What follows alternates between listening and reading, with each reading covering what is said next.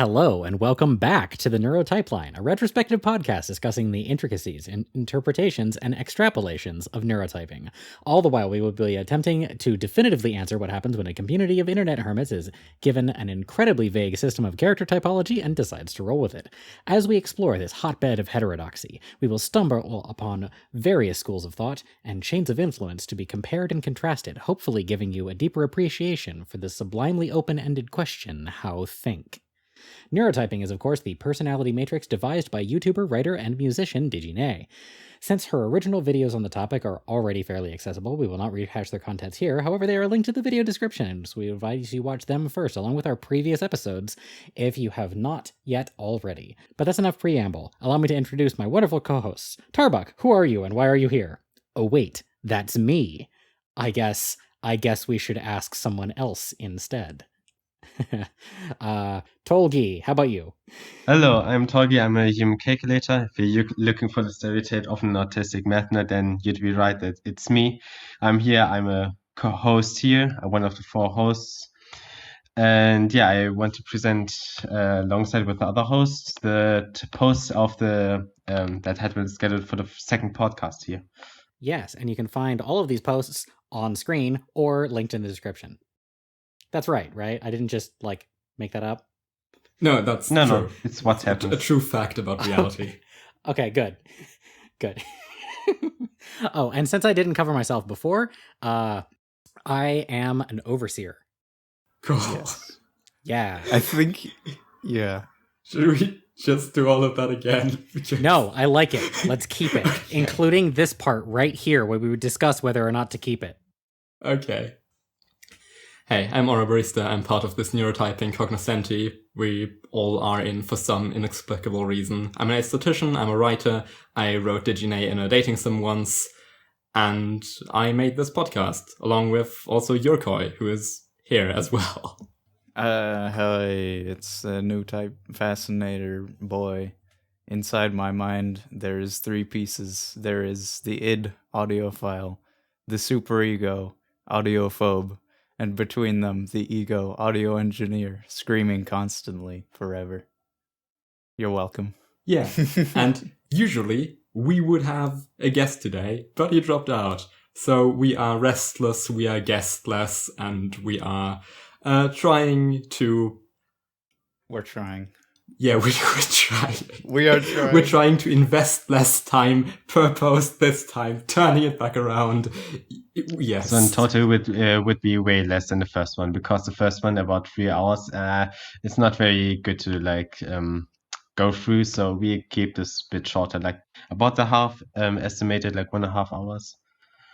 But we have to see if we just include more or less. It really depends on the posters themselves. 1.5 would be good. We also realized that last time we didn't actually explain what this show is at all. We just said we were going to go through neurotyping, explaining all its heterodoxies and such. What we're exactly going to do is go through the neurotyping Reddit and some extraneous sources that exist chronologically and talking only about new things that are added to neurotyping theories. So we're not going to go through every mapping of characters. We're not going to go over every meme post. We're just gonna talk about theory as it develops. That's the premise of the show. And still, somehow, last time we picked way too many. It's been way too much time. Hopefully, this goes. We did with only 8 posts. We're cutting it down, roughly half. So, what is the first one? What do we got? The first one is a poll on what even to do with neurotyping, with the options being use the chart as is, debate and revise aspects, have many characters sorted as examples, and other. And the overwhelming majority said either debate or revise aspects or put up characters as example, because clearly nobody understands the chart. Only 6 people voted to use the chart as is. Yeah. It's not everyone has this heavily internalized. That takes a lot of time, so what else are you gonna do? I mean, I feel like I memorized it pretty quickly, but I also obsessed over it. Yeah. Well, yeah, that's what comes next. Which is probably why I wound up on a podcast about it. Maybe. Might have something to do with it. I think these two things are causally linked. I'm personally interested to see more posts like these in future episodes to see if the like boiling unrest over the state of the chart will die down after major revisions, and major revisions keep coming out. So maybe on the Reddit, but I don't know. I mean, we could at any point just do another poll. Are you satisfied now? Are the masses pleased? Well, can we stop? Well, in basically every comment in the last episode, there was somebody who was like, man, there sure are some things I don't like about this chart and the way that things are named and the way that things are organized. I think the total amount of satisfaction is going to go up with time just because it's an iterative process. And if you change something in a way that people don't like, then they just won't use it. Yeah. But definitely as posts go on, there will be less comments of, well, actually, I don't even understand the premise of what the axes are. That has already somewhat died down. But yeah, I don't think there's much to discuss here. This should just show us the state of neurotyping in this distant past, which is nobody gets it. Everyone wants to debate or revise aspects of it. Everyone wants to build a more fleshed out system. Yeah, it's a useful snapshot to start the episode off with. Yeah, exactly.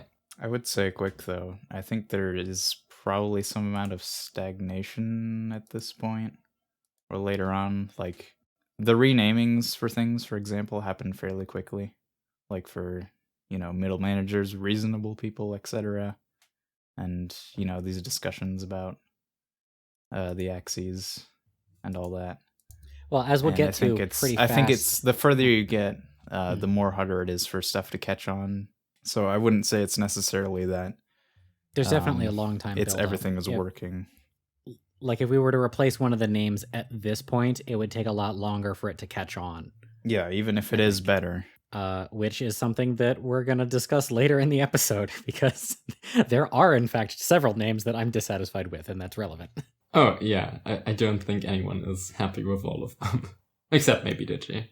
Though I think she's probably also unsatisfied. She just doesn't know how to improve it yet. Or as we soon see, maybe also dissatisfied with the axes themselves. Maybe rename them because they are not neurotype, but they're axes. We will get to it. That will be a point Correct. Also in this episode. Mm-hmm. But the important thing is, are you willing to settle for what we have? Okay, neurotype the different stances you could take on neurotyping. Oh, God. Well, for one thing, I hate the name neurotyping. I mean, you said it last episode. It doesn't have anything to do with neurology. Like, I already made that perfectly clear in the previous episode. Well, it doesn't have any basis in neurology. Yeah. And you can't look it up, really, because... Yeah. It's not very Googleable. Exactly. There are a bunch of weird life advice stuff. Yeah. Yeah. Just call it the Neurotypeline for no reason. Yes. Oh, in case that wasn't obvious, it's called Neurotypeline because it kind of sounds like timeline because we're doing this chronologically, and it's also kind of pipeline because we're pipelining you into caring about this dumb, stupid thing. Yes, both noble goals. Yes, exactly. Second post? Second post. Okay. Important concerns about thought shackling, flaws to be solved, and next steps to be addressed. And what I find fascinating about this post is that it immediately starts out with kind of defending the idea that thought cages in which to operate can be good sometimes. And the way they explain it is fine, but that seems like a weird thing to preempt, right? I wouldn't expect people to immediately call you out on, well, actually, being stuck in a box is good sometimes. That wouldn't be the first criticism I would immediately tackle before even making my point. Yeah, this is an extremely hot take here, so listen up. If you describe it as a box, then it sounds weird. Yeah, exactly. It sounds bad, so the fact that they immediately go into defending it is interesting. Being put in a box makes you more free. Yeah, exactly. Obviously. If you define it as like being more focused and not being all over the place, sure. I mean, it does have those uses. Like there's the point of a typing system like that is not just understanding the base concepts of it, but because having something like that can give you clarity and direction and stuff. Those are useful things. Mhm. But obviously the idea of a box is like, okay, I need to think like this. Why am I thinking like that? Yeah, Or maybe you might get characterizing it as a depressed. box is not the best Right. idea. Exactly, that they frame it as a restrictive I did a thing per se lexical instead of today, just, guys. I'm depressed. an efficiency serving measure, which is what they mean. Like, okay, I have some pathways that are proven to work. These are ways to optimize my thinking, but I can still stray from them if it is useful to me in this moment. That's not really a box. Mm-hmm. Also, what I find, what the post is actually about is, as it says before, like, flaws to be solved, because they want to devise a system of neurotyping where you could, with more certainty, explain all the terms and place people correctly. And right now they are guessing that you're like, 70 or 80% of the way there to have a system that works, that describes reality correctly in a way that is communicatable. And by what metric? Where are these numbers coming from? Because neurotyping, it explains your cognitive mechanisms, your inner workings. This is inherently describing a black box.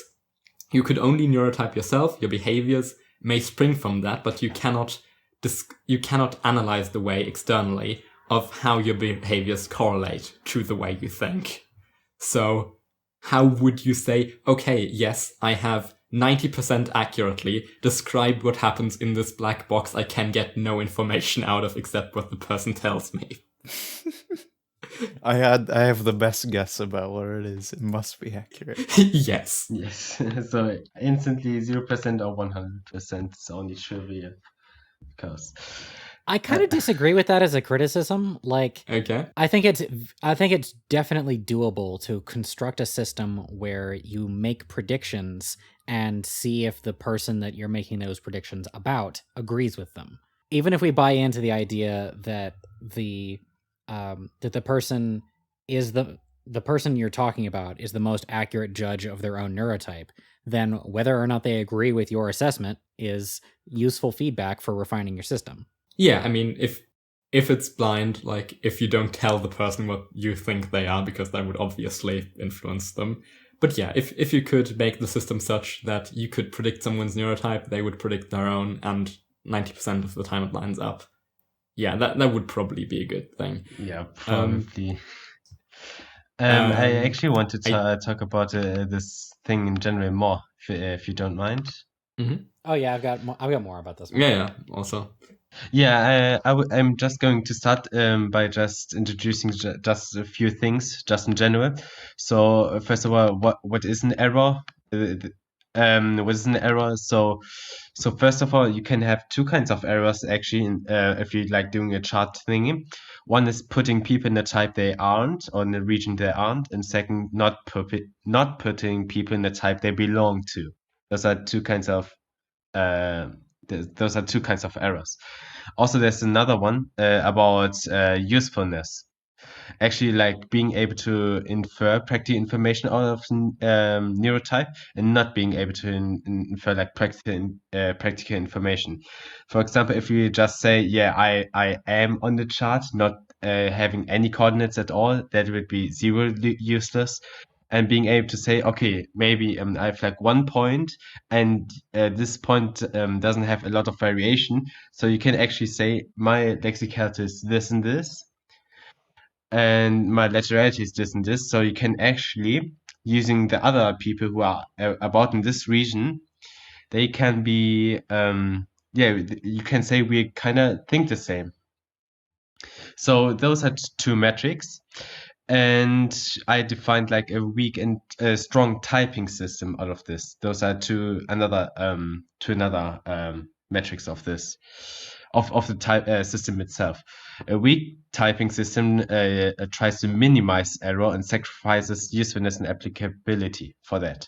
We soon see like example for this, so it will become a bit more, a bit more into your mind, so you don't have to like have this all abstract thingy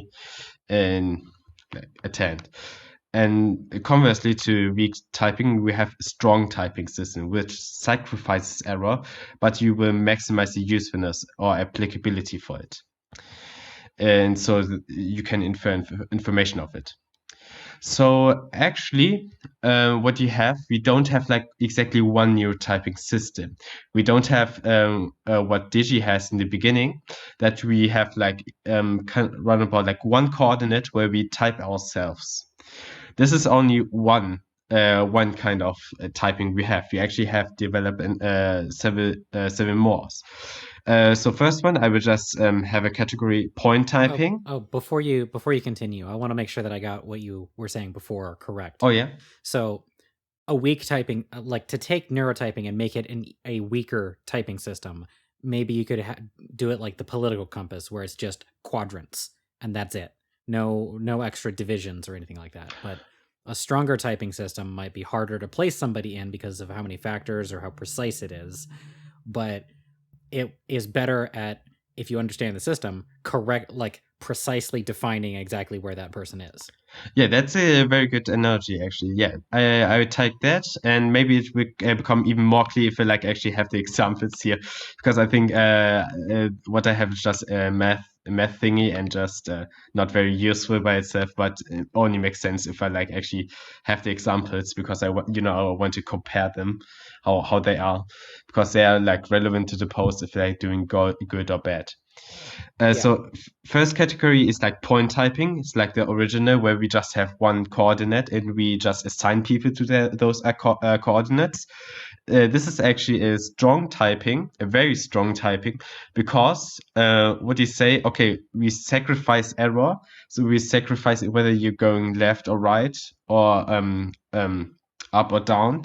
We just assign it to one exact point, but we say, okay, this is still quite useful, because we this is useful because if, for example, you are exactly in one corner, and we can say, oh, you're very you are kind of like L, you're kind of like very, very lexical, you're very lateral, you think this and this, this and this way, you behave this and this in this situation, and so on and so on. And I've actually another metric, which is like the effort metric, how much of effort it is to actually type yourself in that typing system. Usually they are low effort, or at least compared to the others, low effort. You're just doing 1 point. That's it. Yeah, it's just real quick. You just get a feel and then put it right there. Exactly. So actually, the ways to actually get this, the actual like typing, I've like 1-1. This is by one intuition, or just being in the server for a long time, or so they can type in, or just doing one of the few tests we have. Actually, the tests aren't like that good, so you should more rely on intuition, on the people who you are getting typed than the tests, because the tests are still not very good, as we'll see in the future. We'll get more into testing. Correct. It's also 1-2 is by examining your lex and let scores independently, meaning that you just say, okay, I'm this and this about this lexical, and I'm this and this like lateral, like going through the definitions, and just say, oh, I'm now in that type apparently. Okay, I just make that point. That's actually more like test does. Narrowing it down. But tests can also be like not independently. They can just have a question which just tests for the corners and so on. So I have them separated here. So that's the first one. That's a very strong typing. And so you might be thinking, this is strong typing. This is obviously just a point. You sacrifice like error, like wiggle room.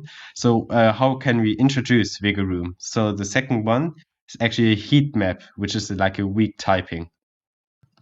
So the heat map actually has like starting from 1 point usually, or several points, and then it's getting less heat, or how less likely you are to be in that type. I think that's pretty self-explanatory. Yeah. Maybe we have some examples, maybe our heat maps. We can just display them at the screen. I mean, I'll probably do that when we get to actual heat maps, because we haven't gotten to the heat map post yet. Those haven't been invented yet. That's like an entire episode in the future, isn't it? Yeah. Oh, that's pretty much. could be, yeah. Actually, okay, then we maybe don't do this, but as you can infer from what I've explained, this is actually a weak typing because you see, we can actually emulate. This is the weakest typing because you can emulate every other typing system with this. Just to yeah. I mean, Yeah. heat maps aren't a thing at this point, but Digi has at this point already said on Twitter that when you put your icon on something on the map, you should make it a certain size or vary the size depending on how certain you are. So that is already a level of, well, introduce as much uncertainty as you wish by what size you pick. I am somewhere in this square that represents me. Or like a fuzzy block that bounces around the entire border of the square that you place on the map. Oh yeah, we have that too. Fuzzy block. Or just rotate if you're feeling really extra. So compared to the first one, this is actually more effort. So I have typed it as medium to high effort. Okay, so first one, this is the strongest and weakest typing. Just a 1 point and just a gigantic heat map. The third one is just a region typing with a main neurotype. So just, okay, I'm human calculator, I'm an impressionist, I'm a new type. This is it. This requires, this is like in the middle of strong and weak, this is like medium, because you can be like in between those. So you actually sacrifice for some people a lot of error. And other than that, it doesn't like tell that much because I really think there's a lot of sunk cost fallacy when it that's just sunk cost when it comes to this, because like just getting your neurotype is already pretty good. The more you narrow it down, then it's not going to benefit you that much in explaining your cognition, right? Yeah, correctly. So this is also like maybe also the quickest way to actually like transfer information. You just don't say the coordinates or whatever. You post a data of your heat map. You just say returns is what I wanted to say. Damn it. Yeah, Not you just have diminishing I'm returns. human calculator, just like we introduced ourselves. This is kind of or when I say like this like oh wait, that's the next one. Yeah, actually. this is this the 3 plus. Yeah, exactly. So 3 plus actually is region typing with primary, secondary, and tertiary type. Mm-hmm. There's a reason that I described myself as just an overseer in this episode, because you don't particularly need to know. Like it's like diminishing returns useful to you to know that I am in the top left corner of overseer and also have 1 foot in the quick-witted and bounce back and forth between those two things. That is an unnecessary level of detail for you to just get what I'm about. I mean, I also most of the time have 1 foot in the quick-witted, but that's for different reasons. Because you're funny. Like, yes. I introduced myself as Neurotype Fascinator because I am like right on that border. That's the only reason, really. If I was like, you know, on the left side of one or on the right side of the other, I'd just say that as an intro. Yeah, okay, so I don't know if I have to like explain this in great detail. It's just primary, secondary, and tertiary type. It's just saying, okay, I'm mainly, for example, take me. I'm, for example, a human calculator, but if I had to choose another one, I choose technician, and its third one is just analyst. Just it's stick like with blocky that. heat mapping, you could say. Yeah. That's Heat why I have mapping, it but large blocks. weak medium typing, because it's like kind of almost like a heat map. It's like even less of a heat map than just one region. So it gets a weak medium typing. Actually, you should almost just do weak. Not quite strong, not quite weak. It's kind of like cola as opposed to like rice water or coffee. Okay. Yes. Yeah. Well, I'm not sure cola counts as weak in any context. Like in terms of caffeine, yeah, but cola is a pretty intense I just don't taste. think about cola and coffee at the same Well, given time. that I've got 3 cans of soda right next to me, I think you may be able to infer that caffeine is how I measure the strength of things. Fair. Okay, good metric. I also good measure metric. boxes by caffeine content. What's your temperament in cola? How many cans of temperament? My temperament in how many cans of temperament? That's excellent. Okay, okay. Now we get, so I have a medium high effort because you know you have to like think about your first type first and then go, Yeah. okay, I could be this, I lean Yeah, to which this. one is actually the strongest, which is actually the second strongest, etc. I haven't then typed by this, I just have like in like one tuple of like a medium big typing, medium high effort and so on. So I haven't actually them sorted, but it's only like the second to last one. So now I'm actually getting to last one, which is like super fancy. This is region typing with sub-regions only as an addition, not as a main thing. I added this only as an addition because you see we had like this theory where like we type yourselves in like subtypes, and those have like a different culture than from the main type, but that's for a future episode maybe. Just remember, it's just a fraction of the type. This is the only thing that you need to know. So this is actually already medium to high typing, as opposed to 3 versus weak medium, because you know it's like only like a fraction of a type. So yeah, it has less error. Let's say that. And it's the highest effort because not a lot of people know about this. Let's say that. Okay, and the ways this is all relevant to the post is because it also like wants to like change things. And the way we have actually done this change, we introduced these metrics. I think there's already like a big progress in like neurotyping, because you only have not one point.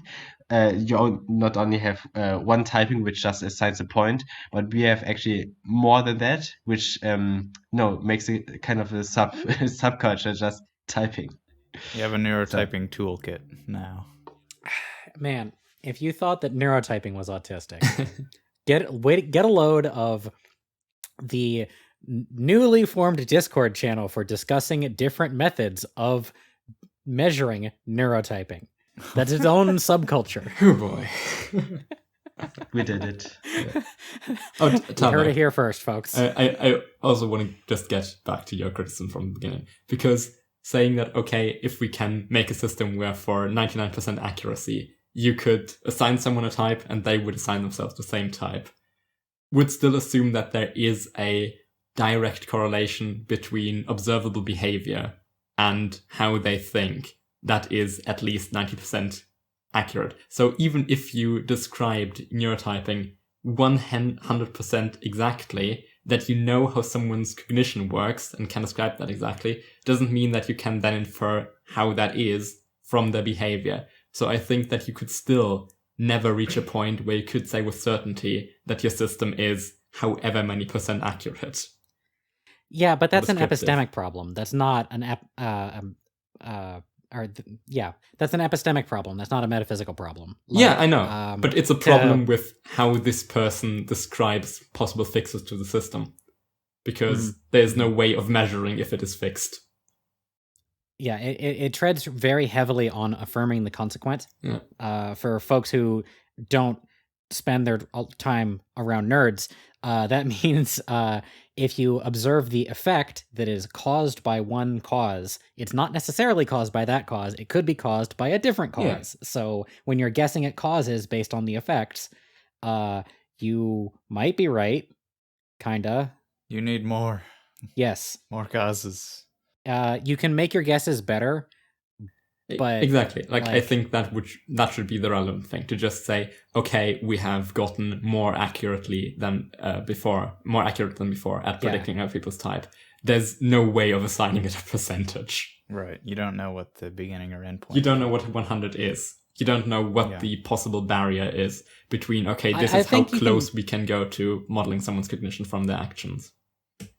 I think like a useful measure might be rating how strongly people agree with your typing of them, and then measuring like 10,000 people and using that to determine how good you are at it. We're gonna get 10,000 people. That's a wet dream for us, having 10,000 people interested in neurotyping. Right, I'm not saying that you can't measure it getting better or more accurate. I'm just saying that there is no point at which you can say, okay, we've reached 98%, because you would have to know what 100% is in order to do that. Yeah, and in this situation that I'm describing, 98% refers to 98% of people tested agree to some extent with your prediction, not Right. that you have gotten Exactly, but that's not the accurate. same as the system being 98% accurate, which is what the post is talking about. I mean, it's a useful way to define what 98% accurate is, but that's where we have now gotten wholly away from the post. Let's go back to the That's post. pure semantics. Okay. Unfortunately, yes, This is a what bit happens got when nerds fight. diverged a bit. Another more practical thing, in my mind at least, they bring up is, should we abolish lexical as a term? Because it very much implies lexemes in the word sense. So immediately I read that, and my first reaction was, categorical, huh? Seems like you can't get over the TISM chart from like several months ago. And then the more I thought about it, the more it really sank in. Hey, yeah, categorical better describes the behavior of all of my lexical friends. Yeah.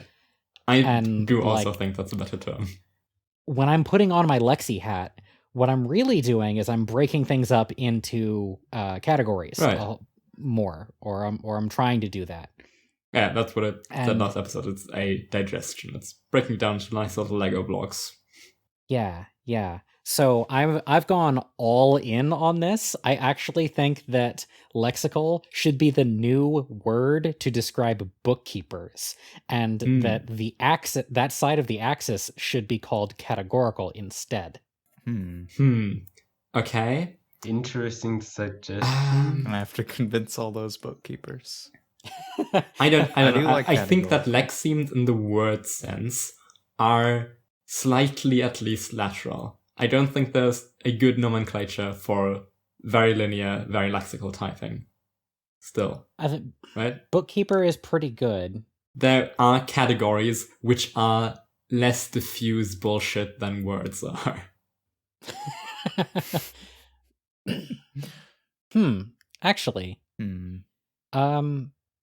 Apples. Well, I see a bookkeeper as somebody who is more obsessed with the precise definitions and policing those precise definitions than even a human calculator is. Yeah, keep those right. In a way.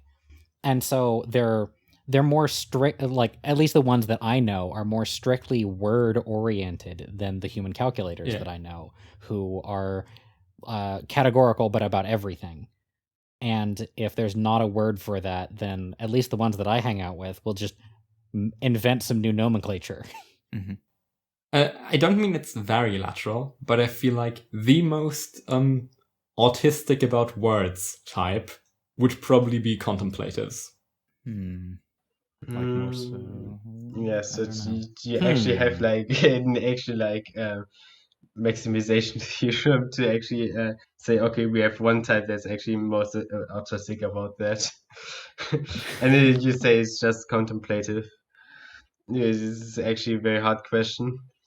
Okay. Yeah, we'll do another poll. It will just ask you, what is your neurotype and how autistic are you about words? I feel like if you take that corner of the chart and extend it into infinity, you would wind up at a modron. What is a modron? Does anybody else know besides me know what a modron is? Sorry, I don't know what that is. It's a fantasy race from Dungeons and Dragons. It's like like machine people, kind of. They're the. All right. This is too autistic. I'm backing out. Abort. How autistic can we get? Disavow. Okay, yeah. maybe. Okay, so Google a modron, and then decide for yourself if you think that is the height of linear and lexical. Okay. They are literally incapable of perceiving anything that they do not have pre-built instructions for how to deal with, and they only do one thing at a time. How about this? Bookkeepers get confused when you use words wrong. Contemplatives get angry about it. Yeah. All right, you persuaded me. Because they know. Okay. Because they know that what are we talking about? Okay. We're talking about categorical as a renaming. What are other renamings for this? Back to completing I have no idea. system. We diverged. Hold on. Oh, okay. I just kind of want to make the point that this entire post is about multiple naming systems and offering different thoughts on that, and that's kind of what happened from here on out. Yeah. Like we're going to talk about it in detail, but multiple naming systems did happen. There are lots of things that people call the different categories. Yeah. What Tabak is talking about specifically is one part of the improvement plan is that there should be at least 3 different names for each type. Yes. And Yeah. that's a weaker form of the proposition that I made earlier, and that one of the comments by Hound Dogs made earlier, but this time it appears in a proper post that there should be multiple names. And yeah, we probably still all agree with that. Yeah. But another thing it brings up is it brings up the completeness of the chart, first of all, in this percentage of how good it works way that I don't find particularly useful, but also another way, which is completeness in describing a character. That is adding axes so that you could completely narrow a person down. And obviously that would require a tremendously huge or even infinite number of axes, because no two people are alike, and there are very, very many ways in which they might be different. It's not just laterality, lexicality, maybe temperament, intelligence, whatever. You can add so many things onto that. So, well, hold on now. I think it's a gross overstatement to say that people have infinitely many traits. No. Okay. Yes. Infinitely many is a gross overstatement. Yes. Yes. It's hella many. Okay. I wouldn't normally be this anal about this kind of thing, but I just got out of a big fight about cardinalities of infinities 2 days ago, and it's still I'm still recovering from it. Right. The brain is still a physical object. It is not infinitely complex. So it can be mapped in a finitely dimensional vector space. Yeah. Okay. Yes. I just said infinitely in the common parlance hella big way. You just had to say that last one. So many, dude. There are so many. I will not make the mistake again. Or as many as you want, really. Okay, then I think we all set our notes, right? Or am I missing something? There's a comment by Learn the Lore. And it kind of makes a similar point to what I made, which is that, well, what is 100% accuracy and how could you possibly reach it?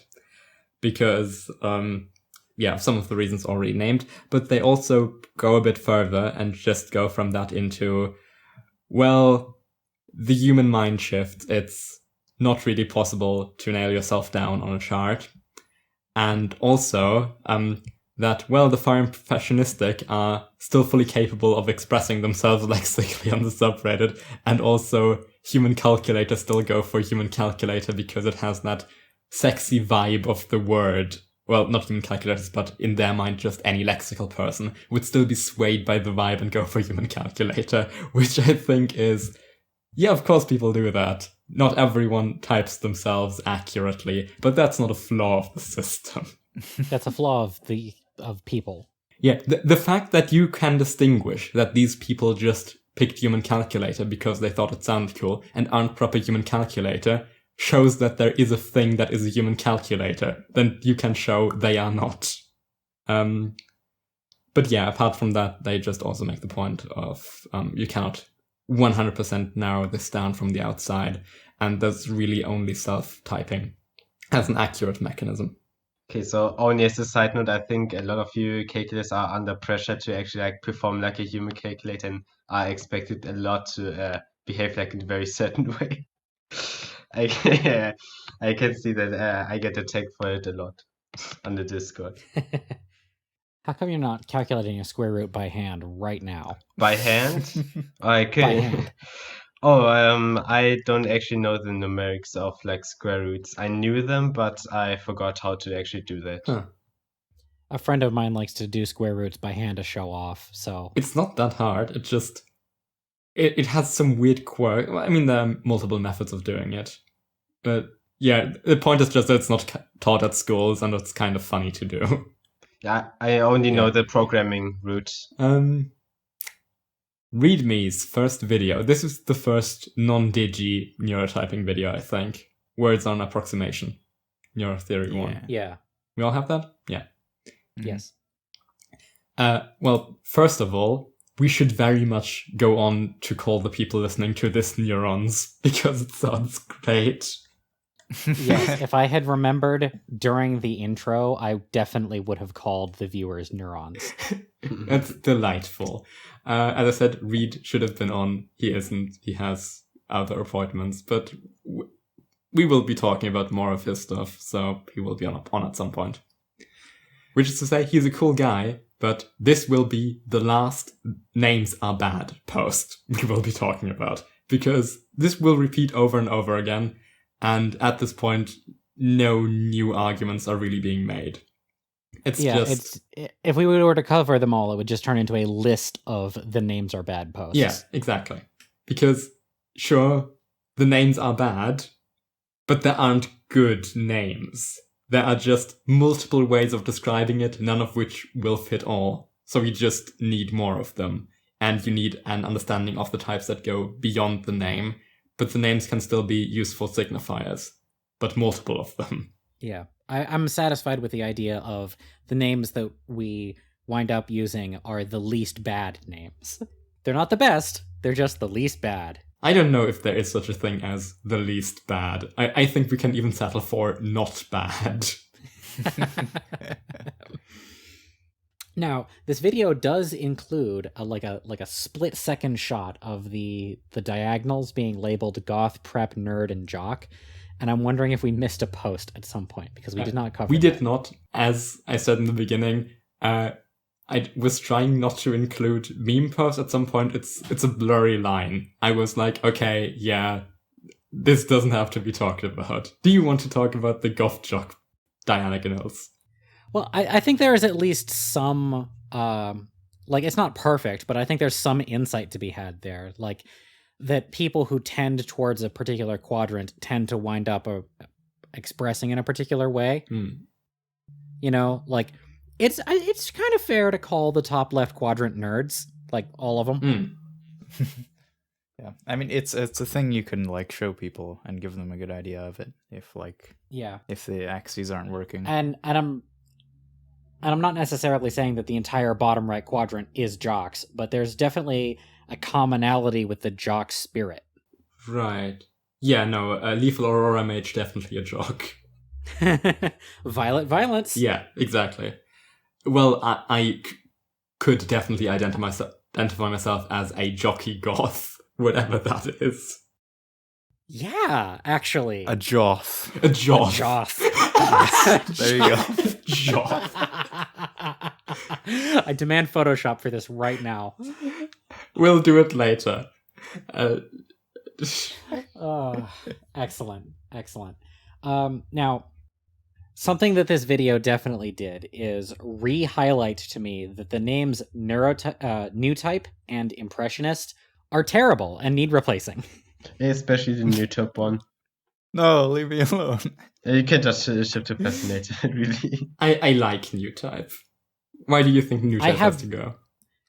I have reasoning for why Neurotype should go, and I'm going to get into it in a later episode. Because this might be my most controversial take yet on this podcast. This is cliffhanger after cliffhanger, actually. Yeah. As for Impressionist, I think it's pretty clear that calling one of the types on the Impressionist side Impressionist is that's awful. Needlessly convoluted. Yes. Also, Reed says at some point in the video, well, maybe you're like a very far Impressionist type, but you don't think you are pure chaos and wouldn't want to associate yourself with that term. And my mind just goes, who would not want to call themselves pure chaos? I know a few people. Okay. That seems like a cool thing to say about yourself. Yeah, but like, you might be self-conscious about that and not want to. Maybe. Well, there's also, and it's a much smaller group of people who say things like, I am a force of order upon the world. which, sounds boring. Yeah. Doesn't. Yeah, that does sound boring. And it also sounds like kind of a thing that is mentioned at the end of the video, which is, tell me what you think, let us reason this out together, let us make the chart more sensible. With the implication kind of being that this Reddit could reason out a way of making the chart work that works for everyone, and then stick to that. Which I think isn't at all what we should do. I think there should continue to be this plurality of different interpretations. And you might be convinced by someone else, you might incorporate that or something. But the reason should never be to congeal it into one homogeneous form. The whole interesting part about it, that it wasn't from the beginning, because Digi hasn't made it in a way that would make it easy to form into a homogeneous mass. Why would you try to do that? Maybe that's not what README meant. I was intending to ask him about it, but oh well. Well, going towards making it more accessible and a better fit and stuff, I really hope that this video does a lot to convince people that the lexicality side of the axis should be called categorical. Although it doesn't have like a pithy name, like Preshie is a great name. Lexi, also a great name. Catty, terrible name. Categ, worst name. Yeah. Teggy. They're caddy and they're gory and a bunch of other bad things. All right. A Categargoyle. Categargoyle. Categargoyle. Oh, Okay. The episode will be called Joths and Categargoyles. Excellent. Okay. I've never been so happy. Me neither. Well, I referred to this, let's figure out a system to work for all as democratic authoritarianism on the Reddit. Especially since the mods don't do almost anything. Yeah. Don't do that. If someone tells you they made neurotyping better, punch them or something. Okay. All right. Maybe you should move on to the next one. Yeah. Peeled oranges. Peeled oranges, yes. Can media be neurotyped? All right. I'm immediately, just right out of the gate, they say that adherence to norms is more linear. Bad take. Yeah, this isn't... Yeah, it doesn't seem like they have that good a grasp of the axes yet. At least it's not in line with what other people said so far, which sounds like it contradicts what I said previously, but I just think this isn't an interesting take on the axes. If it was completely off and cool, I'd say okay, but this just feels like another, linearity is dumb thing. Yeah. Yeah. And this is also one of those lovely 90-degree flips. Yeah, kind of. I mean, because what is adherence to norms if not a fairly lexical thing to do? Yes. Identifying norms, trends, fitting yourself into hierarchies. Right, but... Topologist hierarchies. Yeah, I think there's some element of laterality that also plays into it. Like, let's say a figure like L, who is patron saint of human calculators, and doesn't really fit into norms, but that's more of a product of laterality and being comfortable moving through hierarchies freely because he is just necessary within them, rather than adhering to their standards. So I think that it's specifically linear lexicality, which can be kind of predisposed to adherence to norms. Yeah. So it's a 45-degree flip. Yeah, it's a 45-degree flip. First of its kind. Yes. I will handily take credit for that. Oh. Okay, but even if we accept that the axis descriptions Shut up, if I can hope. Nice. That the axis descriptions aren't perfect. Can media be neurotyped? Thoughts? I do it all the time. With like music stuff. Yeah, for one thing, it's fun. half the posts on the fucking subreddit are Yeah, I know.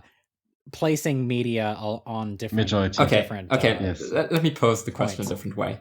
How can media be neurotyped? Because obviously people do it, and obviously there is a recognizable thing that other people look at and go, oh yeah, that is an accurate placement. But it's not really like the art has a cognitive process behind it, and maybe the thinking of the artist flows into it.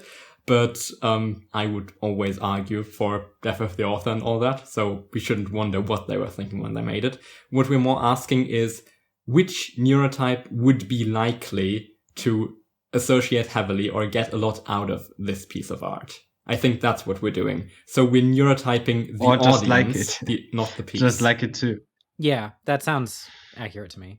Yeah, I would more take the audience to this. So, for example, if like there's a music piece in I don't know, human calculator, then it's, I don't know, very technical, because human calculators are probably like technical stuff, very high. So it's one very technical and very hard to understand. Maybe that's lateral stuff, and maybe lexical too, because you have to keep track of so many things, and it has to be accurate, whatever. So maybe some people think, oh yeah, probably a human calculator would enjoy this, so I type this, even if I'm not human calculator, as human calculator, because obviously everybody has an opinion of anyone else. Yeah. I mean, well, I sort of have the audience in mind when like typing music, but I also I sort of applied aspects of the music itself to parts of the chart.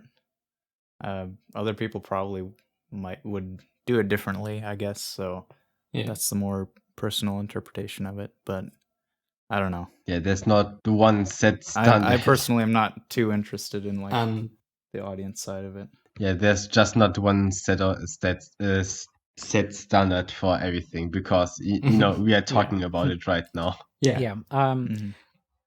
I would say that when I neurotype media, I'm usually sorting out what the core appeal of something is, or what it does best, and placing it based on that. Mm. And Right. naturally, it makes sense that if you've pulled out the core appeal that it does best at, then that's going to appeal to the audience to whom that's targeted at. Like, cocaine is best targeted at cocaine addicts. Yeah. Right. And so naturally they're the ideal audience. Yes. Okay.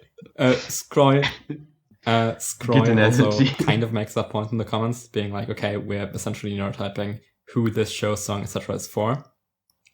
Like, what is the appeal for whom?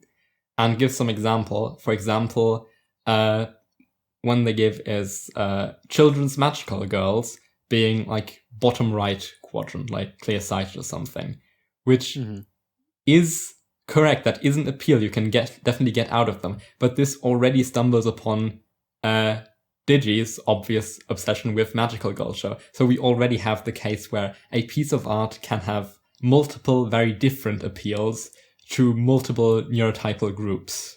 Yeah. So yeah, that's what we're doing. There are multiple enjoyment points. There are multiple different audiences. The bronies. Think about bronies. Please consider the humble brony. I'm not that humble, man. So if you were to develop media that can appeal to people in all four quadrants, I think this would be a more useful version of four-quadrant appeal. Get it? Yes. Four-quadrant appeal. It's young and old men and women. Yeah, we get it. I didn't know that one. I don't know. See, that's why I do that shit. That's why I over-explain that a joke like that, because I don't assume that everybody knows stuff about Hollywood and its development. As long as there's that one dude. Yep. Also, the post says that like deep is a vague term, and hard disagree. Deep and lateral and impressionist when applied to media, are all exactly as specific as you are when you say those things. Yeah, I mean, So if you mean Yes. something vague, then it's going to be vague. If you mean something specific, then it's going to be specific. yeah. I mean, you could at any point ask what someone meant by the word, and then you will know what was behind it. Mm-hmm. Mm-hmm. Or they'll make something up that was to have been behind it. Like, I mean, when sometimes people just say stuff and then they make up the reasoning afterwards. right, they probably didn't have that direct an explanation of it. That's just the word that felt right, and then they have to retrospectively fit, okay, what exactly do I mean by that? That doesn't mean that it comes out of the ether.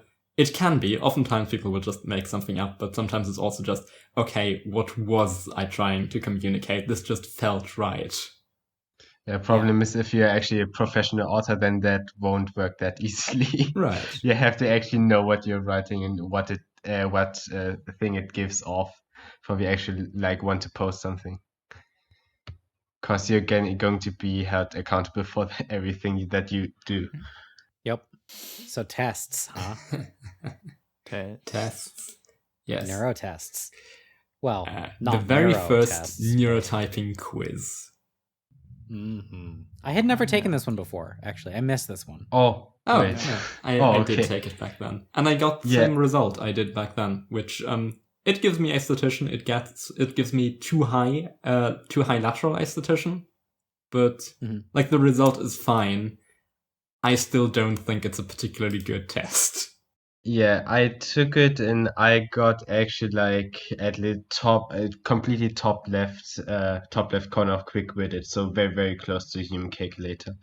And the thing is, I'm not very, a bit honest to myself, so that might have like skewed a bit. And obviously, if you like know all the questions, then you're going to know, okay, this thing tests for this, and if I answer that, then I get more laterality. And I know I'm in human calculus, so I know how I should answer the question. But it's kind of like vague, and I don't know. So I actually like I actually don't know why I did it, but I deliberately like chose the other thing that would make me like more like pure instinct. That because I said okay, yeah, but there's like one small thing about the question that I should answer like this, so I'm just going to roll with it instead of like going okay. I know what it's testing for. I know the inner sense of the question. I answer it like this. Oh no, I just pick a small part and just go with the other direction. Shouldn't have done that. Maybe would have gotten more human calculator with that. What is more human calculator than focusing more on the tiny edge cases than on the general trends? Yeah, maybe human calculator is an impossible to reach, huh?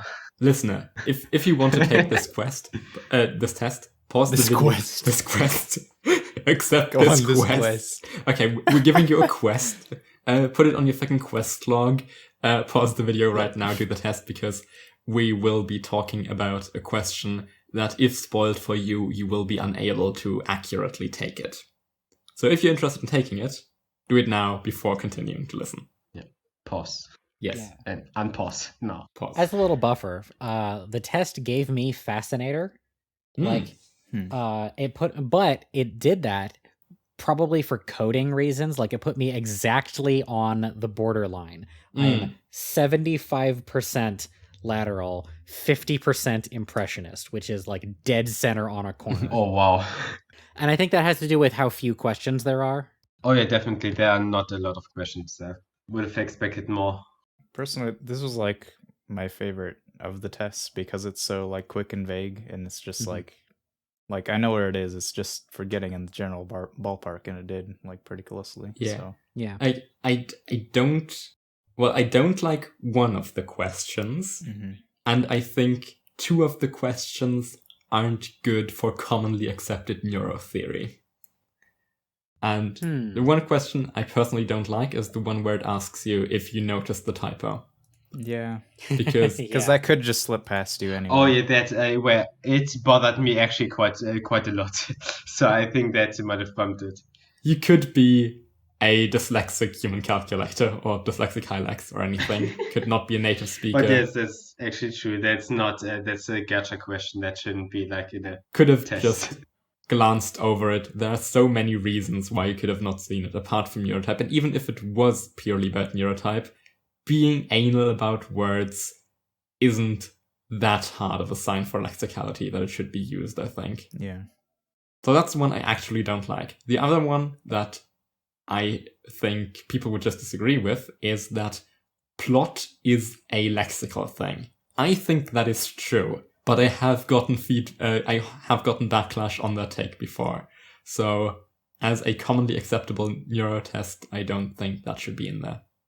Well, for me personally, it's also true. Like I'm very, very much about the plot, and then I get quite like a bit, angry with like people just gloss over it. Oh yeah, I just watched this show for the aesthetics. Well, for me, I really can't enjoy it if there's like just a 0815 plot behind it, and I feel like some of my like hyperlexic colleagues also think like that and watch anime like that. So at least from us, there's like some confirmation that this kind of stereotype is actually true and should be like I very small definitely indicator. I definitely think that is true. I don't think this is bad in the test. I think people should agree with the test on this, but they currently don't. Like, laterality might play something into it too, because I enjoy plot. Maybe not like as much as lexical people, but like that could also be a scalar for it. I don't know. Yeah, exactly. Maybe the problem would be more than other people then high lexis then enjoy also the plot. That would be more the backlash than the actually lexis like the plot thing. Yeah. Also, the other problem is that the question asks, what matters more to you, plot or aesthetics? And aesthetics could be fucking anything. Oh yeah. Yeah. I just used it, but I forgot that it was actually on the test. Oh yeah. So just Like for instance, Daft Punk. If the music happens to be Daft Punk, I mean, people who are diagnosed autistic and have like highly structured thought, the thing that they claim in studies about this is that they like Daft Punk because it is more highly structured and highly ordered as music, and so they like it more. Yeah. And anecdotally, I can kind of confirm that people that I know who are lexier tend to like structure like that in music better, but that would be appreciating aesthetics. So like that's, and that also doesn't get into the fact that there are other things that a story can be driven by. Exactly. Or a work of fiction can be driven by. Like, where is there's character driven stuff, there's plot driven stuff, there's theme driven stuff, there's environment driven stuff. There's a lot here. Yeah. Like, I think the more interesting questions, and this would have to be a set, is do you think that these elements serve this other one? So do the character arcs exist in order to serve the plot, or does the plot exist in order to facilitate character arcs? Yeah, that sounds better. The environment, does the world building exist to facilitate one of these things, or do the characters, as in Tolkien, for example, serve to explore the world? Yeah. And if I was asked what matters, because these are the ones I most care about, if this was asking, do you think that plot serves character arcs, or that characters serve to facilitate a plot, I would definitely say, no, plot is irrelevant. There should only be as much plot as I need to get these characters to be the way that they have to interact. I guess I'd kind of be that way. Characters are all that matters. The reason for a plot to happen is because I want to know what these characters are like when they're sad. Yes. Put them to the test, drive them to the insane, drive them to the extreme. Yes. See how they behave. A good example of a story being told that way is Nana. Oh, yeah. Oh, man. Perfect example. Yes. There is exactly as much as need to happen for the characters to be in certain emotional constellations that serve to facilitate certain conversations, bring catharsis in fitting moments, whatever. It's just, there is plot, but it's only there so they can feel things. And that's why it's a 10 out of 10. 10 out of 10. I agree with your appraisal in the 10. end. Nana is a 10 out of 10. Good. Link to Nana in the show notes. Link to Nana in the show notes. Did you know that Nana O's voice was also on My Little Pony? No. Wait, the dub voice, I assume. I met her at a convention once. Rebecca Chochette, who did the speaking and singing voice for Nana O, was Sunset Shimmer. Oh, wow, that's interesting. Right? Yeah. No, I have stories about that interaction for after the podcast. Yeah, I tried watching some episodes of Nana in the English dub with my girlfriend recently, and I couldn't bear it. So I'm just too used to the Japanese voices. Yeah, it's definitely a pick your first. I can't even make a judgment on whether it was bad or not. I was just, no, this sounds wrong. Fuck it. Okay, that was us discussing Nana. Back to the podcast. So, back to the podcast. I think that, like, even a bad test like this is still valuable because I like the get your hands dirty approach to science. I like the idea that you can make a bad test and based on the feedback to that bad test, determine what you missed. Yeah. Yeah. You can use that to troubleshoot what other things might be true that you aren't capturing.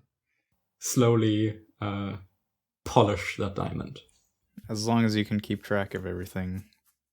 Yeah, and I guess this being like such a simple test would help with that. Like there's less to keep track of, maybe.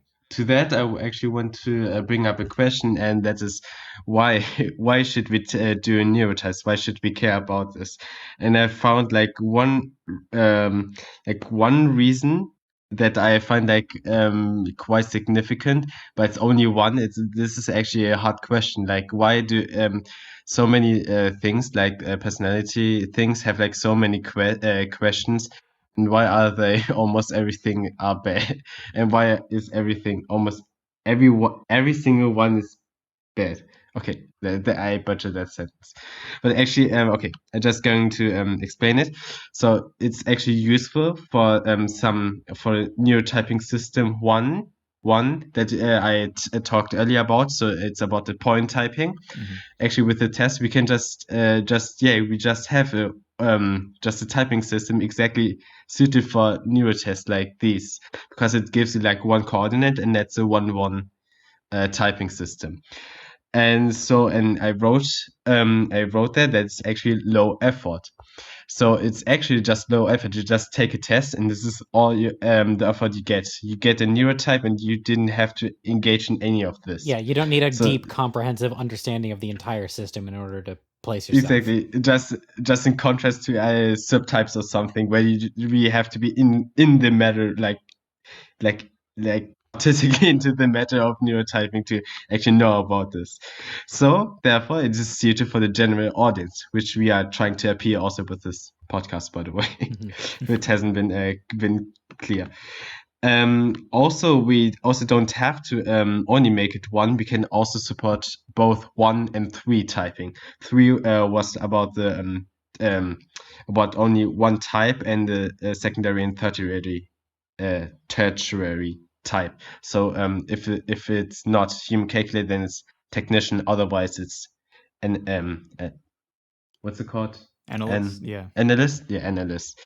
So we can both support those. So we have a coordinate, and we say, okay, you're about in very near around those 3 types. So we're just going to say that, and so on. So it's and both of those are quite.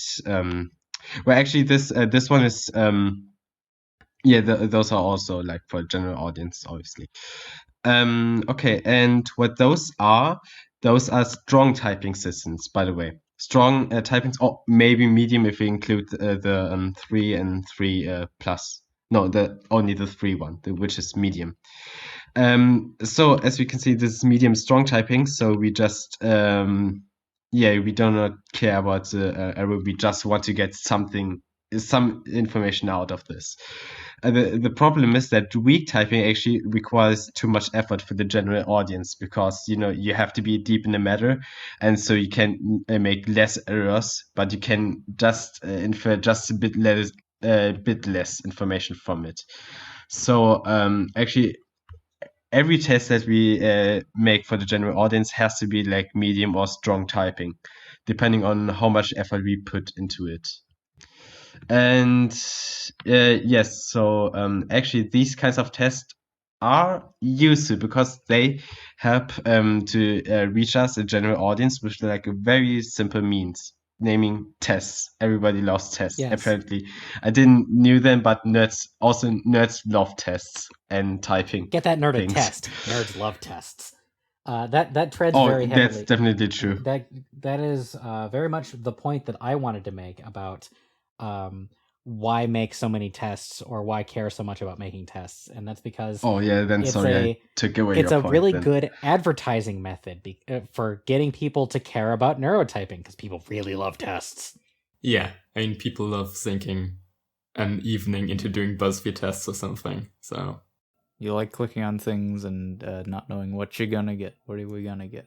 What's in the box? You like thinking you get yourself a little more now, based on a few clicks of a button.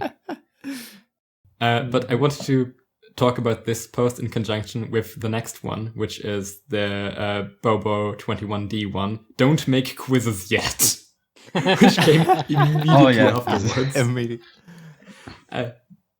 Immediately after Roman Noodles. It was chronologically like exactly the next post, right? It's exactly the next post. And it states that, if we don't have a completely accurate understanding of this yet, and it won't be explained to people, then they will just take a test and take it for 100% accurate and don't bother to think more about it. Which I think is a bit silly. I think if people took a test, they will want to know more about the type. Like, people take a Myers-Briggs test or whatever, and then they will read up on that thing they just gotten. For hours and hours. Exactly. So I don't think that's a good criticism. But it still brings us to the meta question, kind of, because we can imagine the yet away, and this being a don't make quizzes, and are quizzes a good idea to begin with, is what I would like to ask. Because also there's a response by Roman Noodles who said, what do you mean this isn't clear yet? Digi was incredibly clear and quick. And I know what these terms mean precisely. Which is a baller response. 100%. Agree. Yeah. I just checked. This post was made 3 hours after the testing. That's okay. Amazing. Because I would say, not for the reason listed, because people will look into it more, but they will already have kind of that inkling in their brain. Like, they will now think about that one type that they got from the quiz more than the others. They'd be more likely to confirm it than not. And I think the better way of going about it is to just go into the server and look at the types, or explain your thinking and be typed by people on a more personal level. Because the community isn't that big. That's a thing you can just do. And I think it will always be more useful than any test you could do. So yes, I kind of get tests at advertising, but I don't think I think they still have kind of a negative influence. I wonder if you made one that instead of putting you in one of the 16 types, just put you in one of the quadrants generally. And then from there, you would do the work. Like, where specifically am I? Oh yeah, so a branch test, you say. So first you do a general test, saying which region you are, and then you're going to be tested for, have 4 branches, and if you're like in the top left corner somewhere, left quadrant, you're going to test for the 4 types, or what? Yeah, you just say you're generally in this direction, like more or less. Or I guess a good idea would also be to just have the thing say at the end, like, this isn't a definitive typing, and here is where you can just talk to people to type you. Because honestly, I don't get why you wouldn't do that. I don't get why you wouldn't opt for the more personalized method. That also gets you just talking with people. Probably because you don't hang out with normies. Oh, okay. Like, I know it. Like, I don't spend that much time on purpose with that kind of person, but I know they exist because I am around them by force. with some regularity. And I mean, I could take a BuzzFeed quiz on which Disney princess I am, but if I could just go to a person and have them ask me questions and try to figure out which Disney princess I am, that would be way more interesting. yeah, Yeah, you have to be a real expert in this princess but the type. person who thinks about that in the first place when they're met with a quiz is fundamentally different from you. Maybe. Yeah, and what will happen then at the end of the quiz? You will be taking the Discord link to the actual to our server. Say, okay, this is a better test. Get in here. You take the bait. Okay, what we have to do is there just has to be a task force of people in the server who will pose these questions over the quiz website in real time. So people think they're just taking a quiz, but actually it's completely personalized and they're chatting with a real person. So we're playing puppy theater with the... Do you eat ass?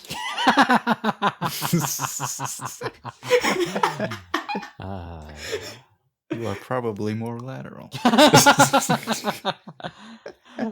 Excellent. Yes.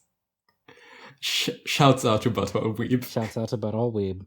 All right, I'm good on that one. Any more thoughts on tests? I said all my points that I want to say. Yeah, I didn't have much on Okay. it. So. Okay, good. What's the next one? The next one was the autism. Moncap's This is theory one of my of favorite autism. posts in all of neurotyping. It's a circle, guys. This is my beloved... I love how it is just an image and it sparked so much controversy and so many disagreements on the fundamentals of neurotyping. Because what this kind of asks is, are linears normal? Because Digi very much implied in her videos that the majority of the population is pretty much linear. And the highlights are the autists. This says, no, center types are normal. If you go to the fringes, to the corners, you are an autist. This is fundamentally a question about how the distribution of people in society looks like on the chart. And it's just one image with a circle and the word autism written on it 4 times.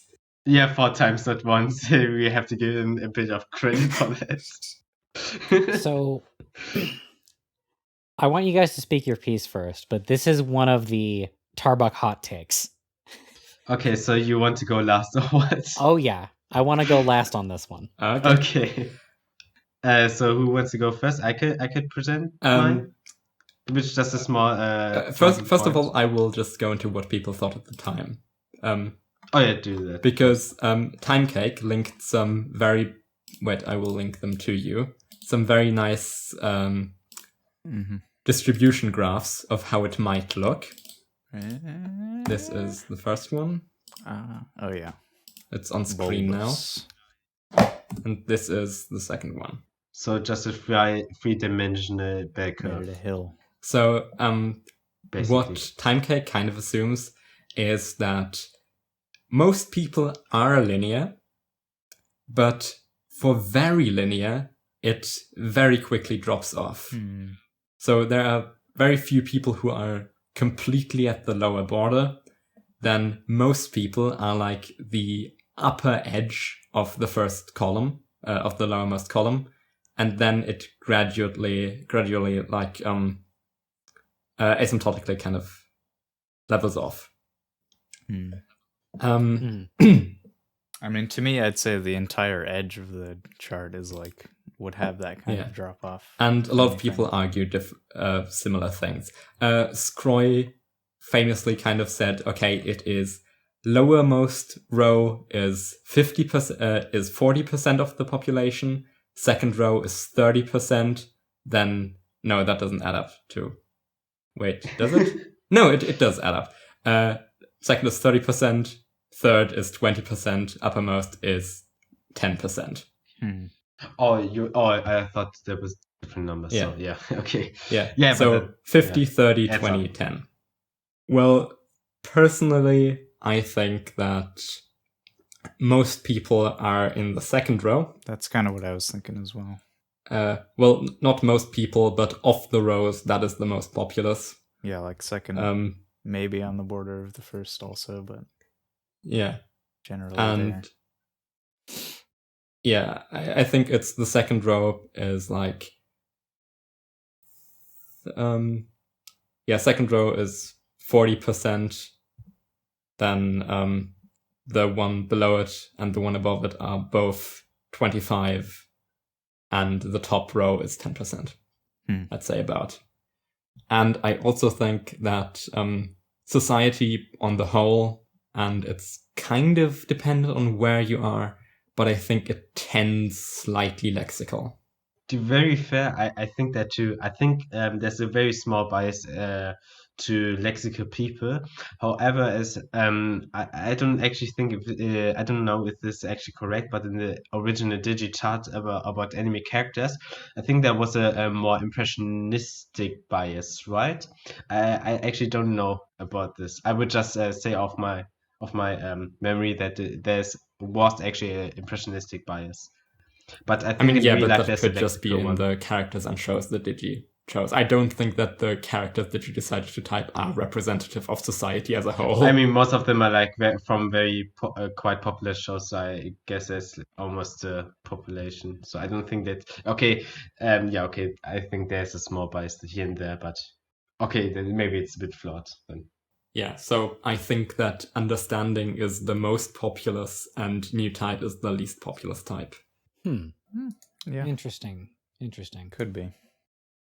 What was the least one? New Sorry, I types, didn't get because it. new types Oh, yeah, are new types. both in the lowest probability row, and also they are the most impressionistic when there's slight bias towards Yeah, lexicality. assuming But I they're really not think that's related. slight. I think if you Right. try to map the center point, it would be like, I don't know, 1 or 1.5 squares from the center line.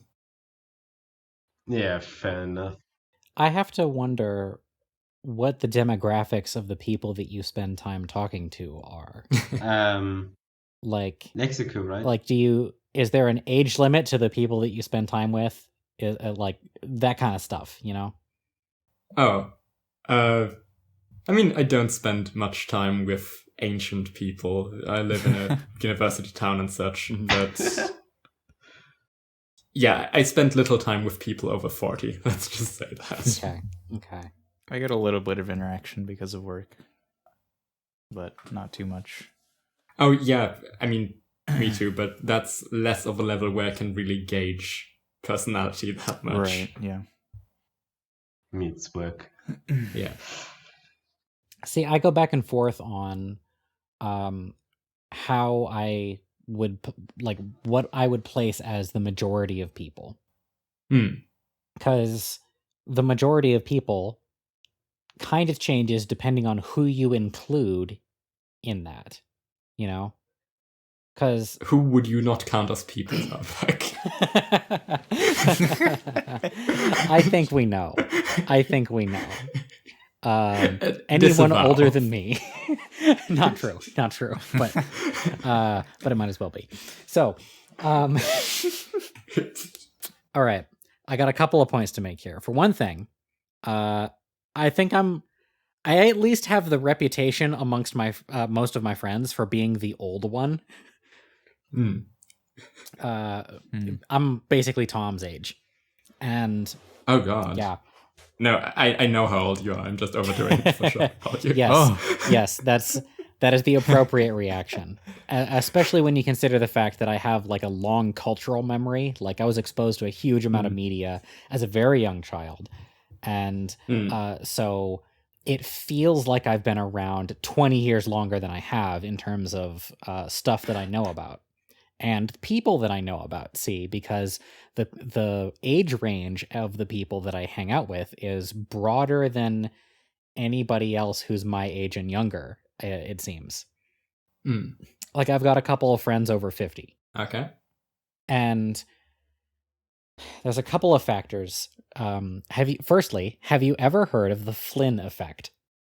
I have not. At least I think I haven't. No. Yeah, you wrote that, and we didn't have time to actually Google it, or I just didn't think of that. Gotcha. What is the Yikes. Flynn effect? Okay, so Yikes. the Flynn effect is some guy named Flynn noticed that the IQ tests, and before any comments start furiously typing, IQ as a system is terrible and racist, and there's a video by YouTube's Sean, about why that is true, but it's just a baseline. All right, just go with it.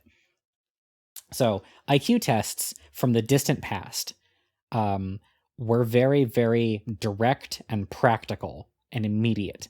And further towards the future, like towards the present, they get more and more abstract with time.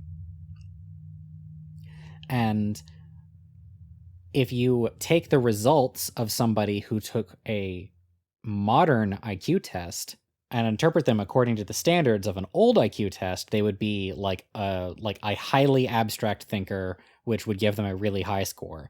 And if you take an old test score that was really high at the time, then and interpret it according to modern standards, then it would be like mental defect.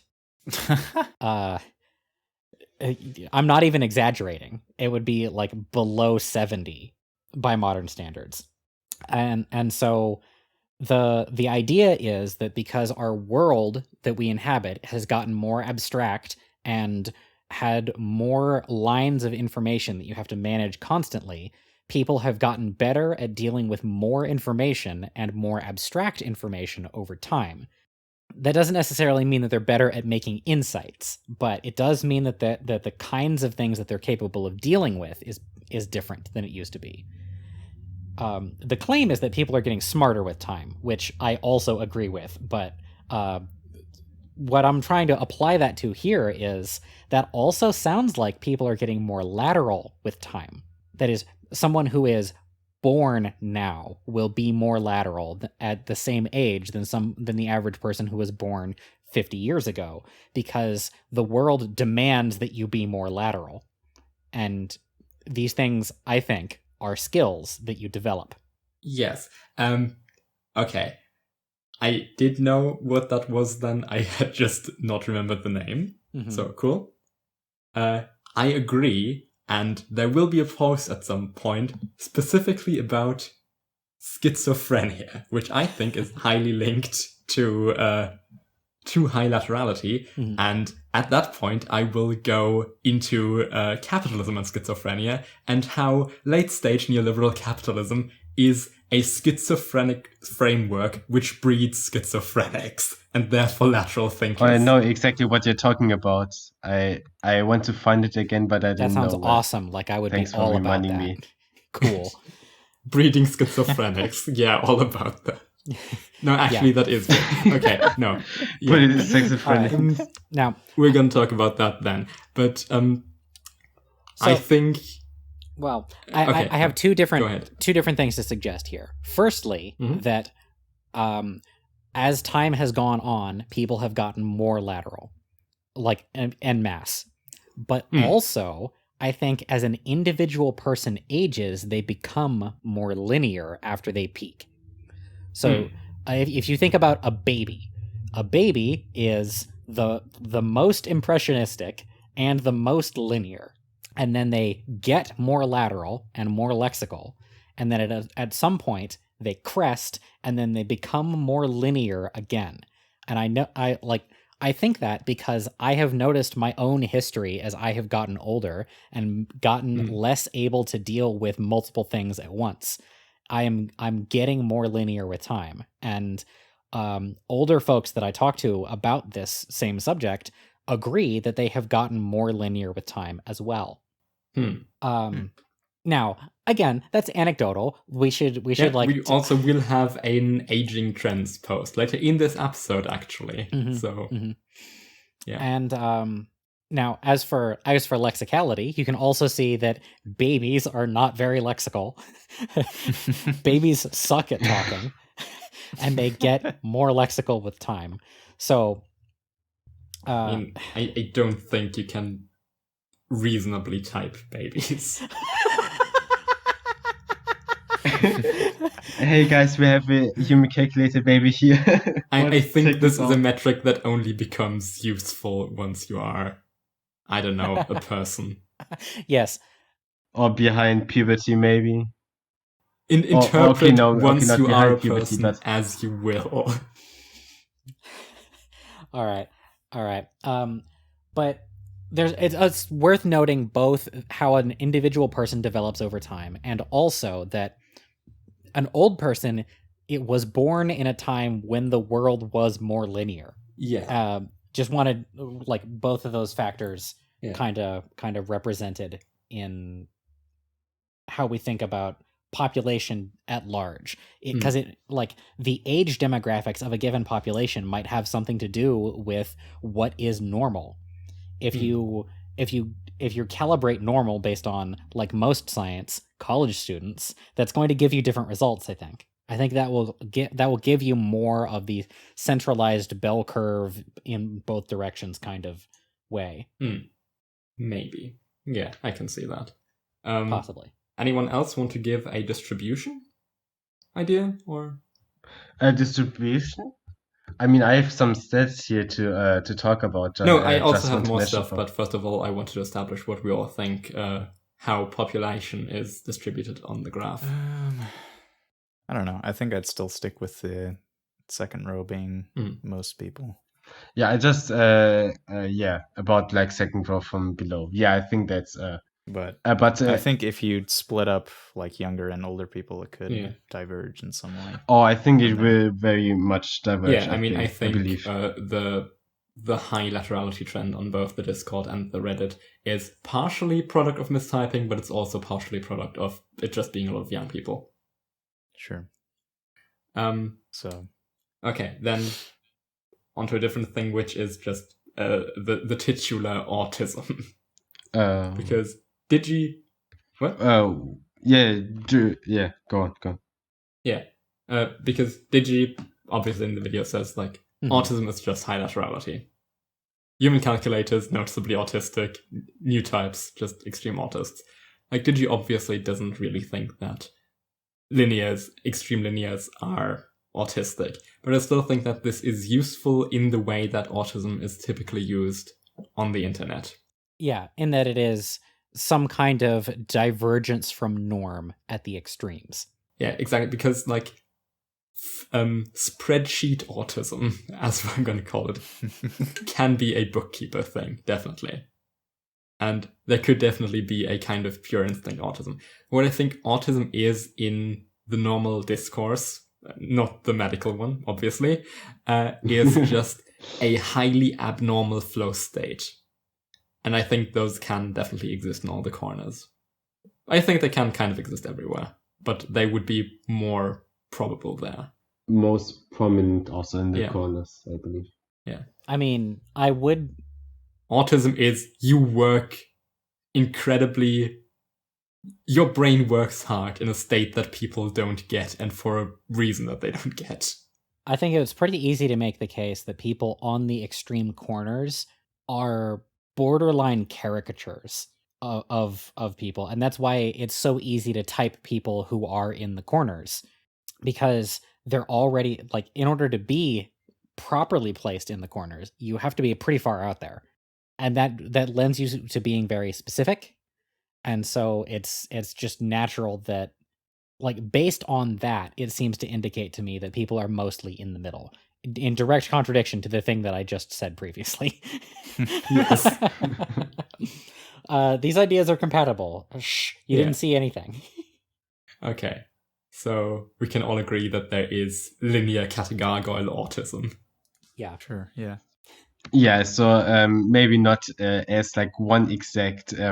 Like the outer side of a circle, maybe not that. Maybe a bit more nuance would be appropriate. But we can say it can be at all four corners. Okay, whatever. At least this gives his lightest idea of what he wants to accomplish, like in the simplest picture he could like do. Yeah. I guess one last thing I could bring is I saw It was a short video of like two autistic people going on a date, and one of them was very lexical. I think like they were just sort of like describing their feelings, or like, well, I guess I should say something. I should say something like, "You have beautiful eyes." Like an Elcor? Like a what? An Elcor is a race from Mass Effect that communicates their tone by pheromones. So in order to speak in English, they just say the tone in front of the sentence. So like, casual dismissal. Boy, I sure think you are smart. That sounds like anime. It's not that extreme, but sort of, yeah. We should have a counter for Tabak mentions sci-fi race or just fantasy race. Don't you have a like lecture Sorry, on I'm this or something? completely lost every You have a time. lecture on one of these. I really hope that you put like Modrons and Elcors and Oh, yeah, stuff yeah, I will. on screen Yeah, so yeah. that people can see exactly what I'm talking about. I mean, I was gonna put a snippet of the whatever the first one you mentioned was of the just wiki article that kind of sounds like linear lexicalism. Yeah. I want to blend in some things too, if that's Yeah, alright just with send video me editing, links. Tell master, me when. director. Yeah. Yes, everything will be on screen. Okay.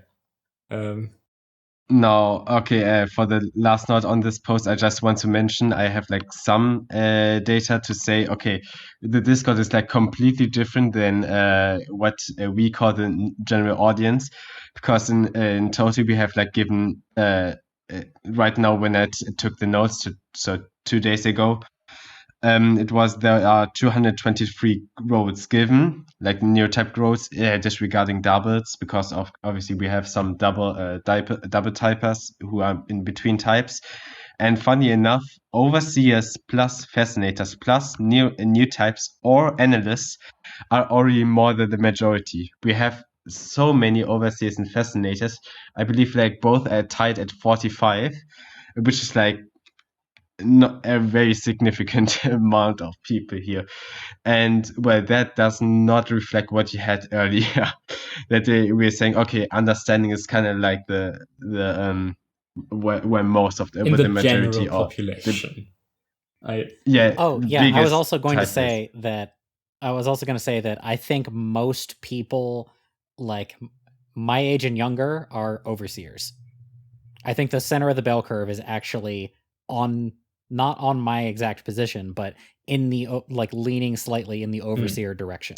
and maybe a slight bias even above, because there's a lot of high LEDs, high analysts, analyst fascinators, and new types in here. Sadly, not human calculators. That's still not there up there. Oh, I mean about the general population. I think like if you go to McDonald's and you survey everybody there, then they're likely to center on overseer. I don't Yeah. think that's I the meant average like a bit younger people, so not like 60 seniors, with 60-year-old. I meant Right. younger people. maybe it's different in the States. If I just serve at McDonald's, I would assume them to be mostly understanding and externalists. Whatever. Who knows what kind of people go to McDonald's in the USA? And McDonald's, you'll get some older people, so... All right, and at McDonald's specifically, nah, I don't want to feed into this narrative of linear people being stupid. And if you're in a McDonald's trying to get food, you're either poor or stupid or both. Because that's not food. Also, it's quite expensive, right? So poor people shouldn't Yes. like be there that often. Or you're recording an episode of Stealing Your Dad's. Well, What? there's also the fact that people who are financially poor tend also to be like poor in terms of time. So the reason they're in a McDonald's is because they can't afford the time to cook. Yeah, and because they're everywhere. Yes.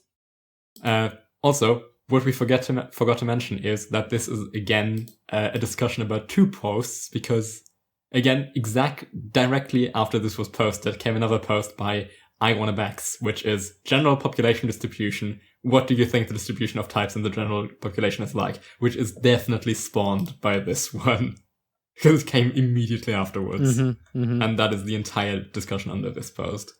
So yeah, we essentially talked about both of them. Alrighty. We good on that one? We want to move Yeah, I to think blind, deaf, mute.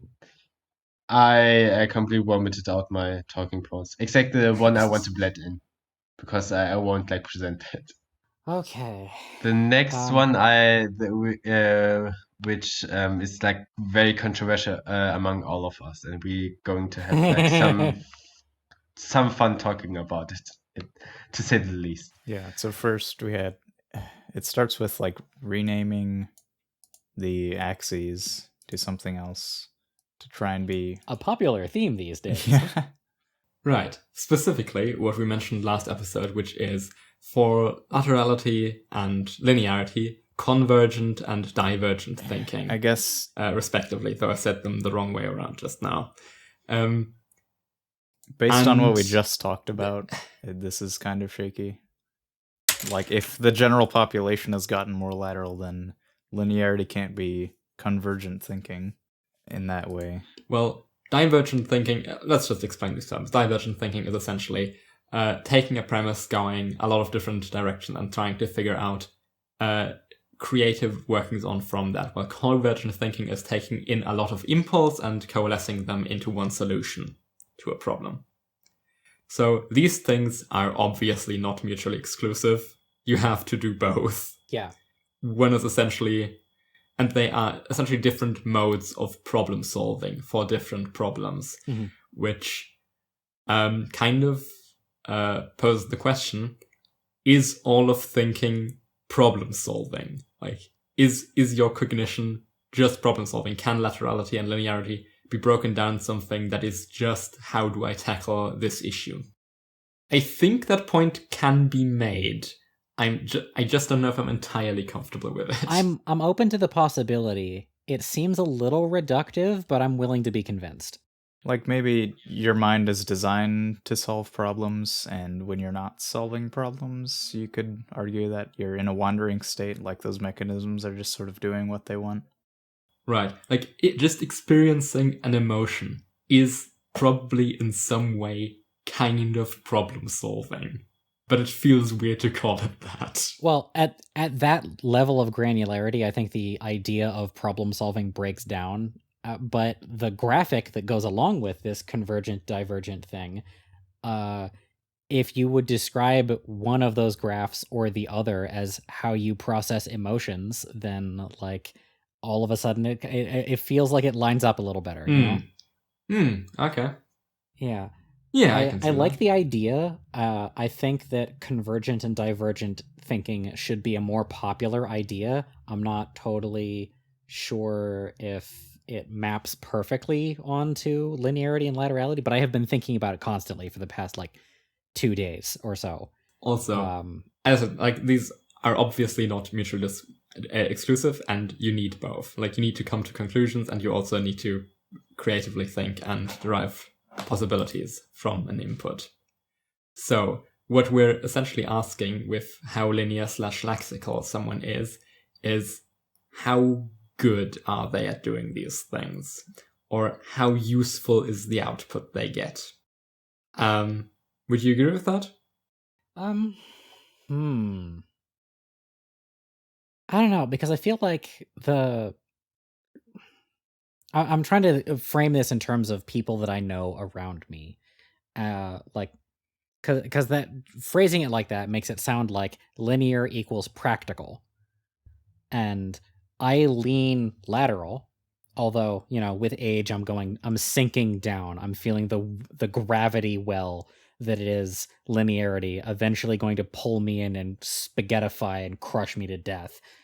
And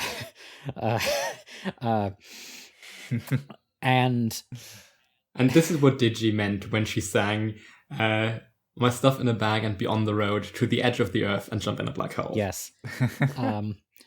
So I and a couple other people that skew in the lateral direction that I'm thinking about right now, who I don't want to name for privacy reasons, also skew, you could fairly call us pretty head in the clouds, but when it comes down to actually doing stuff, we tend to be pretty practical. Meanwhile, one or two people that I know who are fairly linear, well, they might bill themselves as being pretty practical. That's not how I think about them. Maybe that's just an outsider's perspective or something like that, but I feel like I still need to chew on this one post for a little longer. Like, it's not, like, the picture's not resolving the way that it's supposed to. Yeah. Okay. What I kind of meant is, if someone just had some input, let's say they saw a cat and they have a billion different ideas spinning off from that, but none of them are interesting or new or useful. Is this person lateral?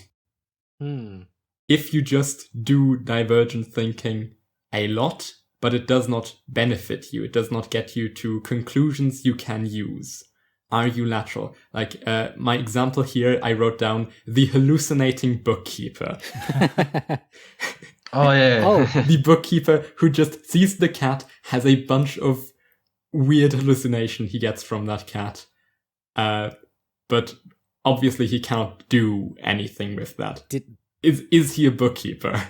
In any other aspect, he is a bookkeeper, but he hallucinates. Okay, that's a very weird person you're describing here. So that makes it hard. Did I maybe map the convergent and divergent onto linear and lateral differently than everybody else? Maybe. What do you mean? What do you have? Well, it seems like if you're taking in a bunch of data and you can't keep as many threads, you have to crystallize it down into a single thing. That seems like taking in like the assault that is your senses and trying to string it into a line, whereas to blast outwards seems like it is necessarily lateral. Yeah, that's also the kinds they both use. Like this post and the one we talked about last episode, and that's also what I meant.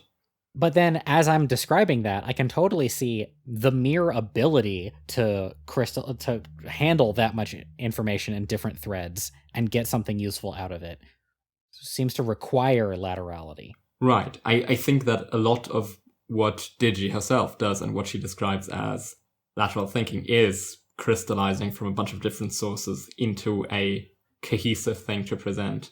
So I don't think that convergent and divergent are actually good terms for the axes. I think there's something different. I think they kind of have some overlap. Yeah, if you gun to my head because you live in America and like force me to pick, I'm going to tell you that's the only thing stopping me from holding a gun to you. I would wrap my lips around that gun and bob my head back and forth like a circus seal. Okay, yes. So if you put a gun to my head right now and are like, you have to pick, is this the way to rename these axes? I would probably say it's a useful idea to keep in mind, but I don't think that they map on perfectly. So no. Okay, I wouldn't say that. I would just say no. But okay, if you respond to stress like that, it's okay. Yeah. I think they are useful ideas specifically because it is easy to conflate them with linear and lateral. And to know them and understand them as a distinct thing helps you disentangle what linear and lateral are. Because I think you can have interesting thoughts about, okay, how does linear convergent thinking look and how does lateral convergent thinking look? Versus how does linear divergent thinking look and how does lateral convergent thinking look? Because I think they're kind of that. I don't think these different modes of thinking that everyone needs and everyone needs to use to some extent could be mapped usefully onto this axis. I think that would diminish a lot of the interesting things that we can glean from I mean, it would be a very easy thing to say that they're like positively correlated with one another. Like if you take laterality and extend it to infinity, like to the limit of human possibility. Yeah, I think very lateral people would partake more in divergent thinking, and linear people would partake more in divergent. It would change the proportion. Yeah. Of these things. Yes. Yeah, I definitely think that. I also do. Yeah. Yeah, but that's kind of like strong people tend to be fast, and fast people tend to be strong, but not always. Yeah. And it's also probably not that big a difference on the whole, because there's just a lot of regular day problem solving that everyone has to do and that you have to do in these two specific ways. So the kinds of thinking where the difference matters probably aren't that big a part of your day-to-day life as a normal person. Alrighty. Well, I'm set on that one. Okay. So that was only the first half. There's actually a second half. Yeah, the second half is intuition and rationality for impressionism and lexicality. You can guess which is which, by the way. Yeah. And it's at this point that I say that the author of this post, what's the name of this person? Come on, scroll. Blind deaf mute. Blind deaf mute. Yeah. All right. So rationality and intuition, terrible names for that axis. Just the worst. And like, I bet that you don't brush your hair and like are like you only eat sand. That's what I think about you. That sounds like a fascinating thing to do. Okay.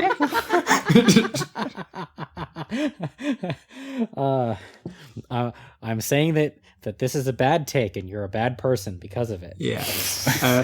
Okay. Rationality doesn't fucking exist. Intuition is equally rational and therefore irrational. Yeah.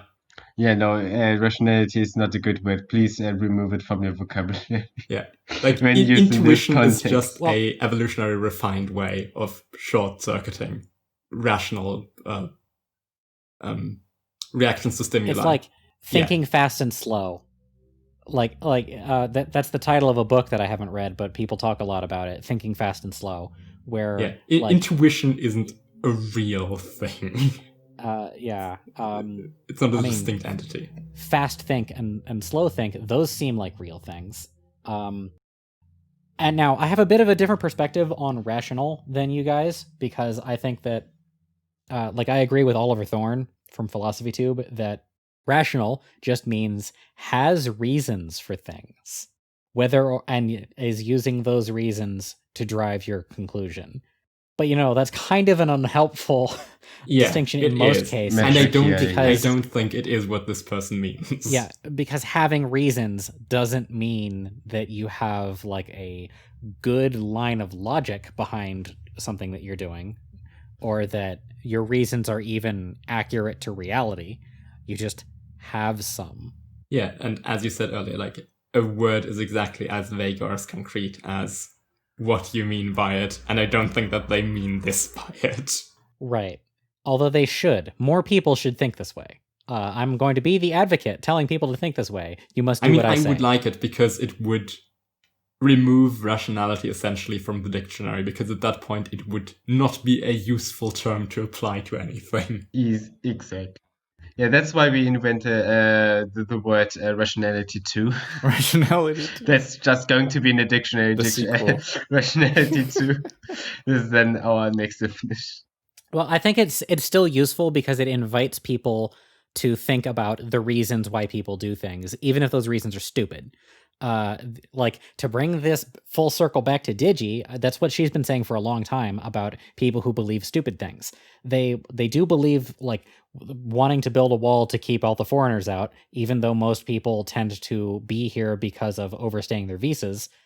There is a line of reasoning there. It's just a dumb one.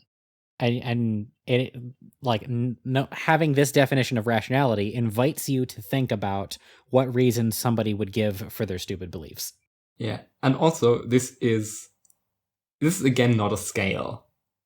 Rational and intuitive aren't distinct. So you can have great intuition and also be good at, in the usual speech way, rationally thinking about stuff. Yeah. So what this person essentially made is 4 axes: convergence, divergence, intuition, and rationality, with the scalar for each of them being how competent you are at doing it. Do you have good or bad intuition? Are you good or bad at rationality? Are you good at or bad at convergent thinking? Are you good or bad at divergent thinking? You have 4 axes in the system. Yes. You're thinking with portals. And also, another thing I wanted to ask is, okay, we can I assumed we could all agree that intuition and rationality are really, really bad names. Yeah. And really bad concepts. They're even bad names for what this person is trying to describe. Yeah, exactly. But do the vibes of these words fit the axis? Like related to the previous. Maybe we should rearrange the axis a bit, and then maybe we get it. So maybe take a different space, a different neurotyping space. Yeah. I mean, because I wanted to give this person the maximal benefit of the doubt. Okay, what if they did not think much about what exactly they're implying with the words? What if they just went, okay, well, impressionist thinking kind of seem intuitive and lexical thinkers kind of seem rational. Just these words seem to fit just based on their vibe. Does it then seem like kind of a thing that exists? And even then I would be skeptical, but that I can see a bit more. That's the maximal amount of goodwill I can give this person. It is the best explanation for why this person thinks this stupid thing that they're bad for thinking. Yes. By the way, if you're actually listening to this, blind, deaf, mute, I'm not calling you out. I just hate on your ideas. Like, this one idea was a bad idea, and you should feel bad for having it. But I don't want you to feel bad about yourself, necessarily, unless you deserve it, which I'm not currently in a position to judge. Well, actually, I have like one thing to say. Please don't formulate your ideas like that ever again. It sounds very, very denouncing. And I mean it. Please do a bit friendlier next time. And and please don't. Actually, what I forgot. Don't use psychology as like end all be all of everything scientific. They're very much working on it. Okay, they're not. It's not hard science like physics. Dear listeners, we want you all to feel bad for saying dumb things, so you will learn from having felt bad about it, and from now on, think good things. It's the philosophical equivalent of putting hot sauce on your cable so the cat doesn't chew them. Yes. Which is a real thing that I actually did. We will put hot sauce on your neurotyping so you stop having bad thoughts about it. Yes. But don't stop chewing. Yes. I'm lost. It's just that little bit of shock, that little bit of pain that keeps you going. Yeah. What if... Okay. I'm lost. Next post. Next post is... That is actually the post where we discuss if we actually want to have a Discord. This is actually not one of the very first things to have existed. This kind of isn't a theory post. Like, I will make exceptions for things that are not theory posts, but it's still... we could have an interesting discussion about in the broader concept of how neurotyping works. It's important in the history of the development of neurotyping. It's also an interesting meta thing, just because it would shape how future theory crafting and such works, especially with the way that MonCap designed it. And I kind of wanted to pick all of your brains on if you think these are good decisions for making a space in which neurotyping could efficiently and interestingly be discussed. Or going to flourish in neurotyping then, like that. So you pick your role that everyone can see as one feature. There is a channel for just your type, and you can read all channels, but only post in those assigned to you. There will also be channels for the quadrants with the same rules, and public channels for general interest media and such. And I think especially the general interest media thing is very useful, because on the Reddit you just have people of different neurotypes talking about neurotyping. It's cool to have a space where you can see what neurotype someone is and just have them speak about completely unrelated stuff. I think that's good to put yourself into the context of how would people of this type act. Yeah, and like that immediately impressed me upon joining the original neurotyping Discord. The level of like thought that went into how the whole place was built, and this is where that came from, basically. Yeah, and like I love that idea, and I wish I had enough like time set aside in my life that I could interact with this community, but I've got there's too much stuff happening for me right now to actually contribute in any meaningful way. I think the best of the post was how actually funny it is. Like looking back of it, like 5 months ago, it looks like we were cavemen trying to like design a new, designing something from like top bottom. So we have actually the theme in how are we going to structure the Discord, and just like how we like describe it as like the future thing that's going to be the best shit ever. So if you allow me, I actually want to like read out some of the like funniest things because I really You're gonna like love them this as cool new quotes. thing we'll call the wheel. Yeah. Well, okay, so the first one is still from the post description. Maybe you considering about the one channel for each neurotype in general. Maybe you hop into the human calculator channel, probably watch them solve math problems. But it's probably almost only me talking human calculator. And I do programming stuff and math stuff. So yeah, that's pretty accurate actually. Or you look at the new types in ChatGPT artwork. That's actually also true. Yeah, this was before aestheticians writing poetry was a meme, but that spawned out of these channels. It's really interesting which environments formed into these type-specific channels. Mm-hmm. Also, the most new types are on another server, and that they do exactly that. Also, now there come two comments I find like really out of place kinda from this for our timeline.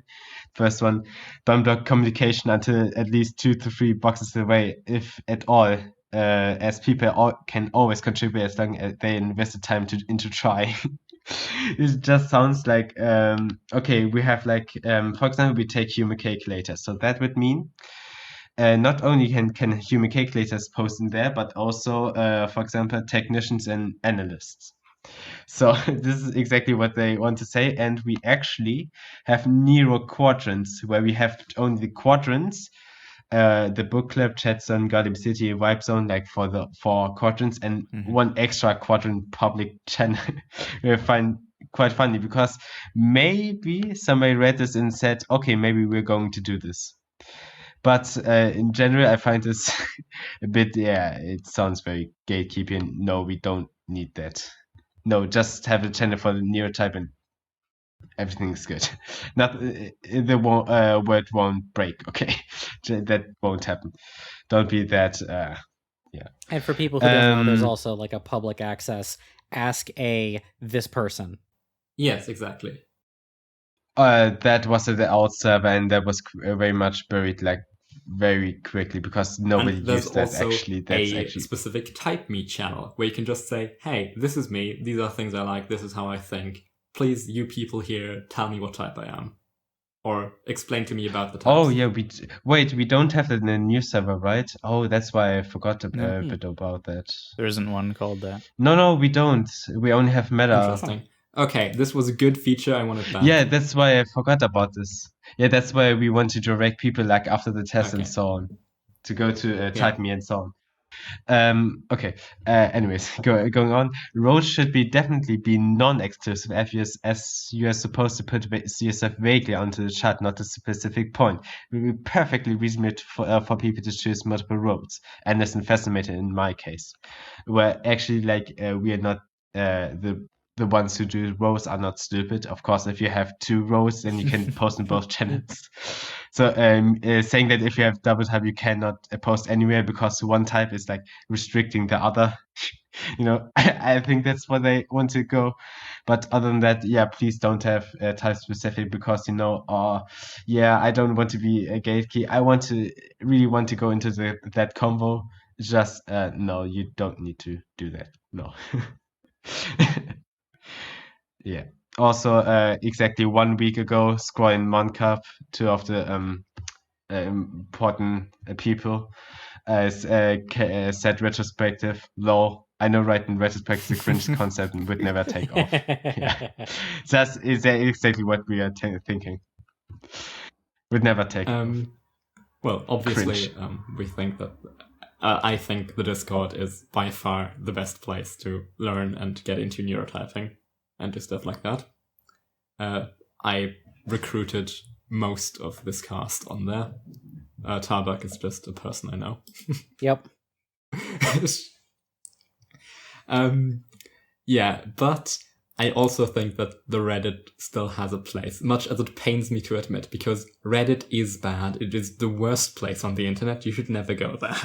I don't know if it's the worst place on the internet, but it's, friends with the worst places on the internet. Yeah, exactly. It's used as a slave. That's why we feel about it, because there's an extra channel like Reddit post, and that every post like comes in there, and we say, oh yeah, the people have Because, uploaded whatever. The Reddit is just way better at, first of all, preserving these things for posterity and also making them searchable. Oh yeah, absolutely. That. If you go into the Neurocord and there's just a cool conversation that has been had at some point, unless you were there and know some of the sentences that were used or are very, very good with finding keywords, you will not find this cool conversation. Whereas you probably will if you search for adjacent things on the Reddit. Mm-hmm. And so I think the ideal space for the Reddit to occupy is as kind of the newspaper of the community that is the Discord. Yeah, it's an archive. Yeah, I want theory crafting and all that to happen in the Discord, in this cool, close-knit community with all these people interchanging different ideas, with this nice channel layout, where stuff can be just thought out in direct conversation, and then the results of that being posted on the Discord, so on the Reddit, so that it is accessible afterwards, easily searchable for everyone. And sometimes it kind of takes that function, but not often enough. It's not good enough for that yet. But that would be the ideal way to use the Reddit as a newspaper for the Discord. And those were my cats just storming through the room. This is what editing is for. Yeah, I want to say something, but I forgot. So you people cannot go on, or if you were, I mean, it's only like. I mean, the newspaper proposal was my last talking note on about this. And the last post we have was just, it was a distribution thing again by Timecake. Lexical Drift. Should we move to that? Oh, yeah. We actually took this we spotted a bit, right? We talked about like 3 times and always like took some things of it, right? Kind of. Let's see. Okay. This post by Timecake, first of all, after Timecake in the comments made his post about possible graphs, he in this time apparently worked out how he thinks that the population distribution works for neurotyping, which is interesting, seeing this little personal development during this episode. Mm-hmm. You will have seen the other charts he made earlier and see where he landed in his thinking. And now he takes that to the theory that with aging, you get more lexical while staying relatively static in your laterality, linearity position. I don't think that's true. I could be sold on it. I find the idea compelling that, again, you start as a baby, incapable of words, and then you get more wordsy as you learn how to categorize things. You could also say that you get more categorical. You develop more categories as you become like a 4-year-old, and so on. Yes, there is a kind of mental ossification that is. Yeah, Timecake does not consider this as he doesn't mean that as a that is shift. Kind of he means something parallel to becoming more lexical, right? It is more categories. Old people are more set in their ways. More this belongs in that box, this belongs in that box. Yeah. These two things aren't the same thing. That isn't perfectly lexical thinking, but they correlate. So I do think that maybe there is a trend of people becoming, some people, of the majority of people maybe on average, becoming more lexical over time. that might be true. The thing I more take issue with is laterality being stable. Yeah. I've already explained how I definitely think that people get more linear as they get older. And I think that's the primary thing, to such a degree that I think it fairly well explains why I and my friends only ever wanted to hang out with young people for a long time, because if you're above a certain age, you were dead inside. And this is like all the features that we listed of somebody who was dead inside line up pretty well with a bad caricature of what a linear person is. Yeah. Also, this is just also interesting in the general development of neurotyping, because I think this is the first theory post that says that people move across the chart at all. Oh, yeah. That your position is static. Oh, yeah, that's because good. that's something Digi kind of presumes in the video.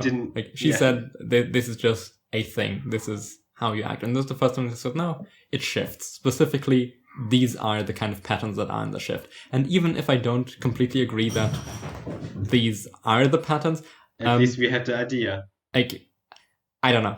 I'm not completely sold on the idea that people become more linear with time. Well, that's like after a peak. I more also agree with this, that people may become on average more lexical.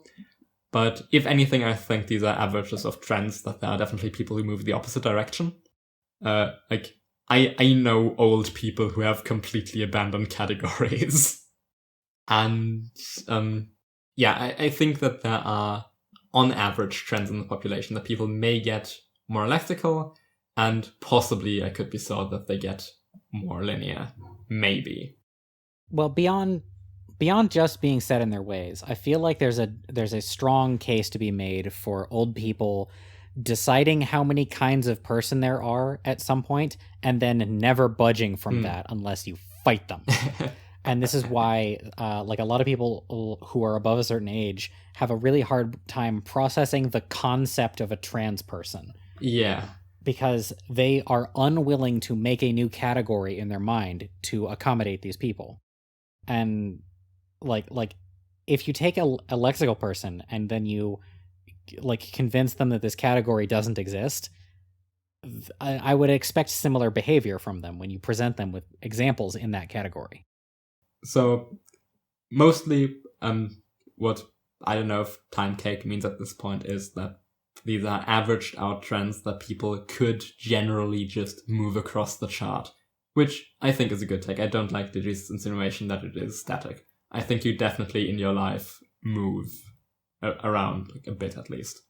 It was initially appealing to me, the idea that the types would be static. I want to find something that is, because there's so many rare features of a person that are immutable across time. Yeah. Barring like major trauma or life upheaval or some fundamental change. I would like to find more things that are stable on a person from birth to death. Right. And that's part of what drew me in initially. Of course, we just happened to discover that this thing that was being described was not like that. Maybe it's a little more time stable. Maybe the reason that you can't conclusively say that people get linear with time or get lexical with time is because it is more stable, but there are still those motion trends that pull you in different directions. Yeah, I think on average, people do not move that much. I think you move across the chart a little bit, and there will be very few very extreme cases where people might go completely from one side to another. Possibly. I think such a thing could exist, but I think that's rare. I think most people move like, I don't know, within a radius of maybe half a neurotype. Good metric. 4 or 5 squares. They don't move as much as your cats do. Yes. 4 or 5 squares, you say? Of the subdivisions of a neurotype. If you subdivide a neurotype into okay. yeah, sorry. into a 4x4. Wait, you mean length, right? You mean length. Like, assuming you are coordinate, right? Yeah, radius of 4 squares, I think, is and you what most people are trapped in. measure the curve that you have over time. that has a length of about. No, Wait, no. that would I just. think if you draw a circle within the chart of 4 squares radius, then the line you trace within your life will be completely contained in that circle for Oh, most people. As your average set Oh, point okay. in your default state. Yeah. Like this would be the center of your heat map. Yes. Well, that sucks for the corner types. They don't have a lot of wiggle room, right?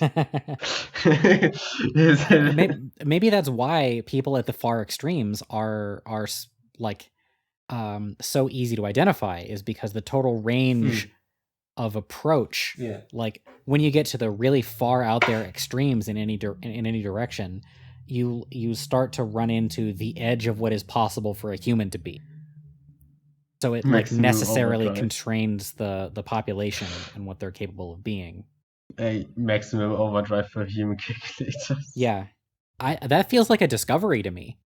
Doesn't it? Yeah. No, that's.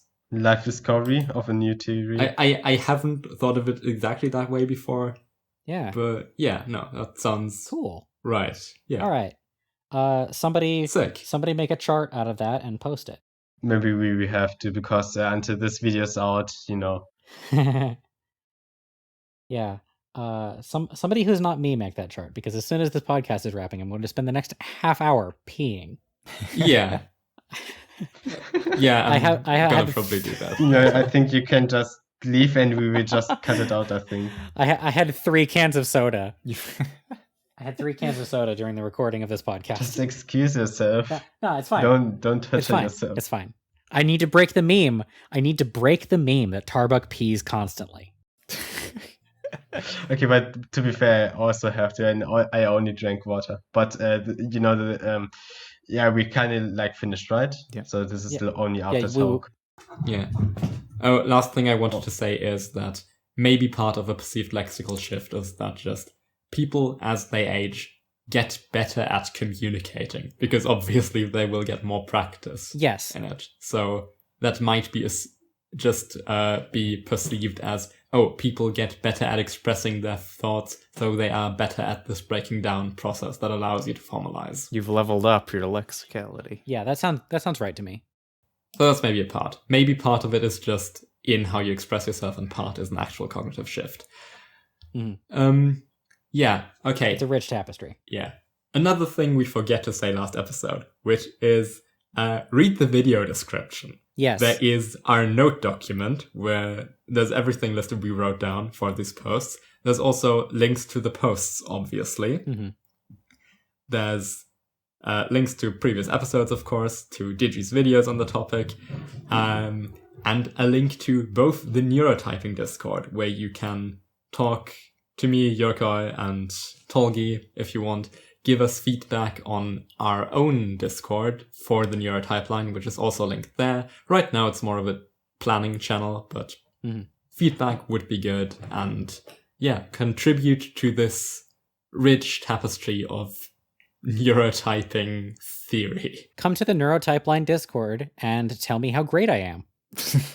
Exactly. Stroke Tarbuck's ego, stroke Tarbuck's dick, do whatever. Yes. Both are advisable, ideally in that order. Yeah, do mines too. Yes. Don't forget that. Or simultaneously.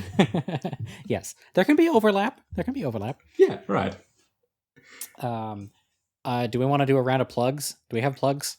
Plugs? Plugs? Oh, yeah, plugs. Oh, yeah, also in the description are other projects of us and where you can find us, social media and such. I'd like that baked into the podcast, ideally. Listen to my music. So, yeah. Tell us about your music. Okay. Where can we find uraniumcoffee.bandcamp.com, or on SoundCloud. You can find it there too, but Bandcamp is better, in my opinion. Yeah. And I got a YouTube also, same name. Uranium Coffee? Yes. Or Uranium Coffee? It was already linked in the first video, so yeah. Yes. You can find it there. All right, cool. If you need to. Yeah.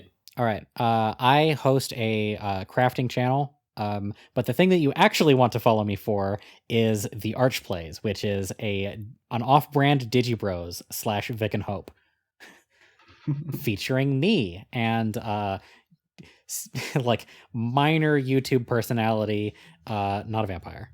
Yeah, somebody who you may know from that video about Ben a little while back. Yeah, in the video description should be a Tumblr where I publish miscellaneous writings called Ephemerational. You can follow me on Twitter at Lobotanist, where I also do weird tweets and also miscellaneous writing that are not on the Tumblr for some reason, because none of this is all contained everywhere. And you probably have read my fanfiction at some point. I will not tell you under what name, though. Ouroborista has an Ourodiaspora. Yes. I contain multitudes of online personalities that we will never be able to coalesce into one person. This is the essence of laterality. I'm not that lateral. Yeah, I know. I'm just trying to, like, you know, people generally think that lateral equals good, so I'm trying to talk you up, yes. right? Yes, lateral, good, I am good. Oh yeah, hey, I never talked about why I don't like Neurotype. Oh yeah. I assumed there was a post you wanted to get to which talks about Neurotypes. I guess vaguely that I want the word that references that thing to be intuitively understandable without having to explain what Gundam is. I mean, well, I never knew what I already Gundam said is, that last and episode, but I feel like if you just say new type, everyone gets what a new type is. It's just a new type of person. It's just a weirdo, essentially. But a very specific kind. Like, this is specifically the kind of schizo that would be bred in this weird, strange internety world we live in. And that's essentially what a new type is. I guess I haven't really, like, coalesced my full thoughts on why I don't like the new type. Maybe I'll actually defend my position on the next episode. Sure. Get some thonks in on that. Tolgi, do you want to plug anything? No, I actually don't want to say anything. Just as you might have seen, I didn't link my YouTube channel because the things I don't do stuff. I don't produce content. I'm just here in Discord, like, mainly. Yeah, but maybe you will still plug me in the description because of maybe it's then complete. Yeah, your Discord handle. Yeah, I saw that. But if you looked in the comments, I have the most likes on it. So yeah, that's me. Okay. By the way. So if you really want to, you can just you could have found out earlier.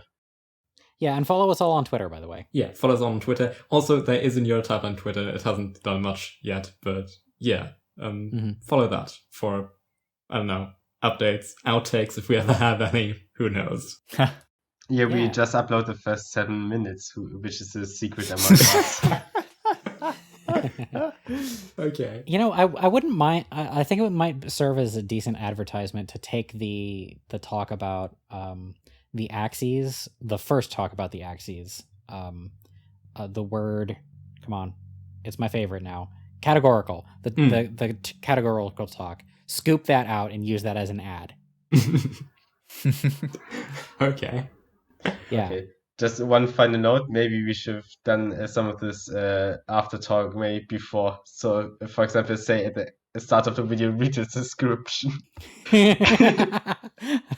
we can like snip that and move it to the front. That'll be fun. Yeah, probably that would be a I could also idea. put in big letters on the screen, read the video description at the start of the video. Because he's after going through like 2 hours or something of a podcast, maybe you get bored enough so you actually looked into the description like beforehand. Yeah. I think that would be more the case. Also, thank you for actually listening to the first episode. Yes, thanks cool. for listening to the first episode and for listening this far. Yeah. Into this Good episode. job. Yeah, we completely broke our like limit or our aim, which was like at 1 hour 30. We'll try and hopefully we'll get better at talking, make this faster. Yeah, that is, unless you just skipped here to the end, in which case, die. Yeah, you're decreasing watch time.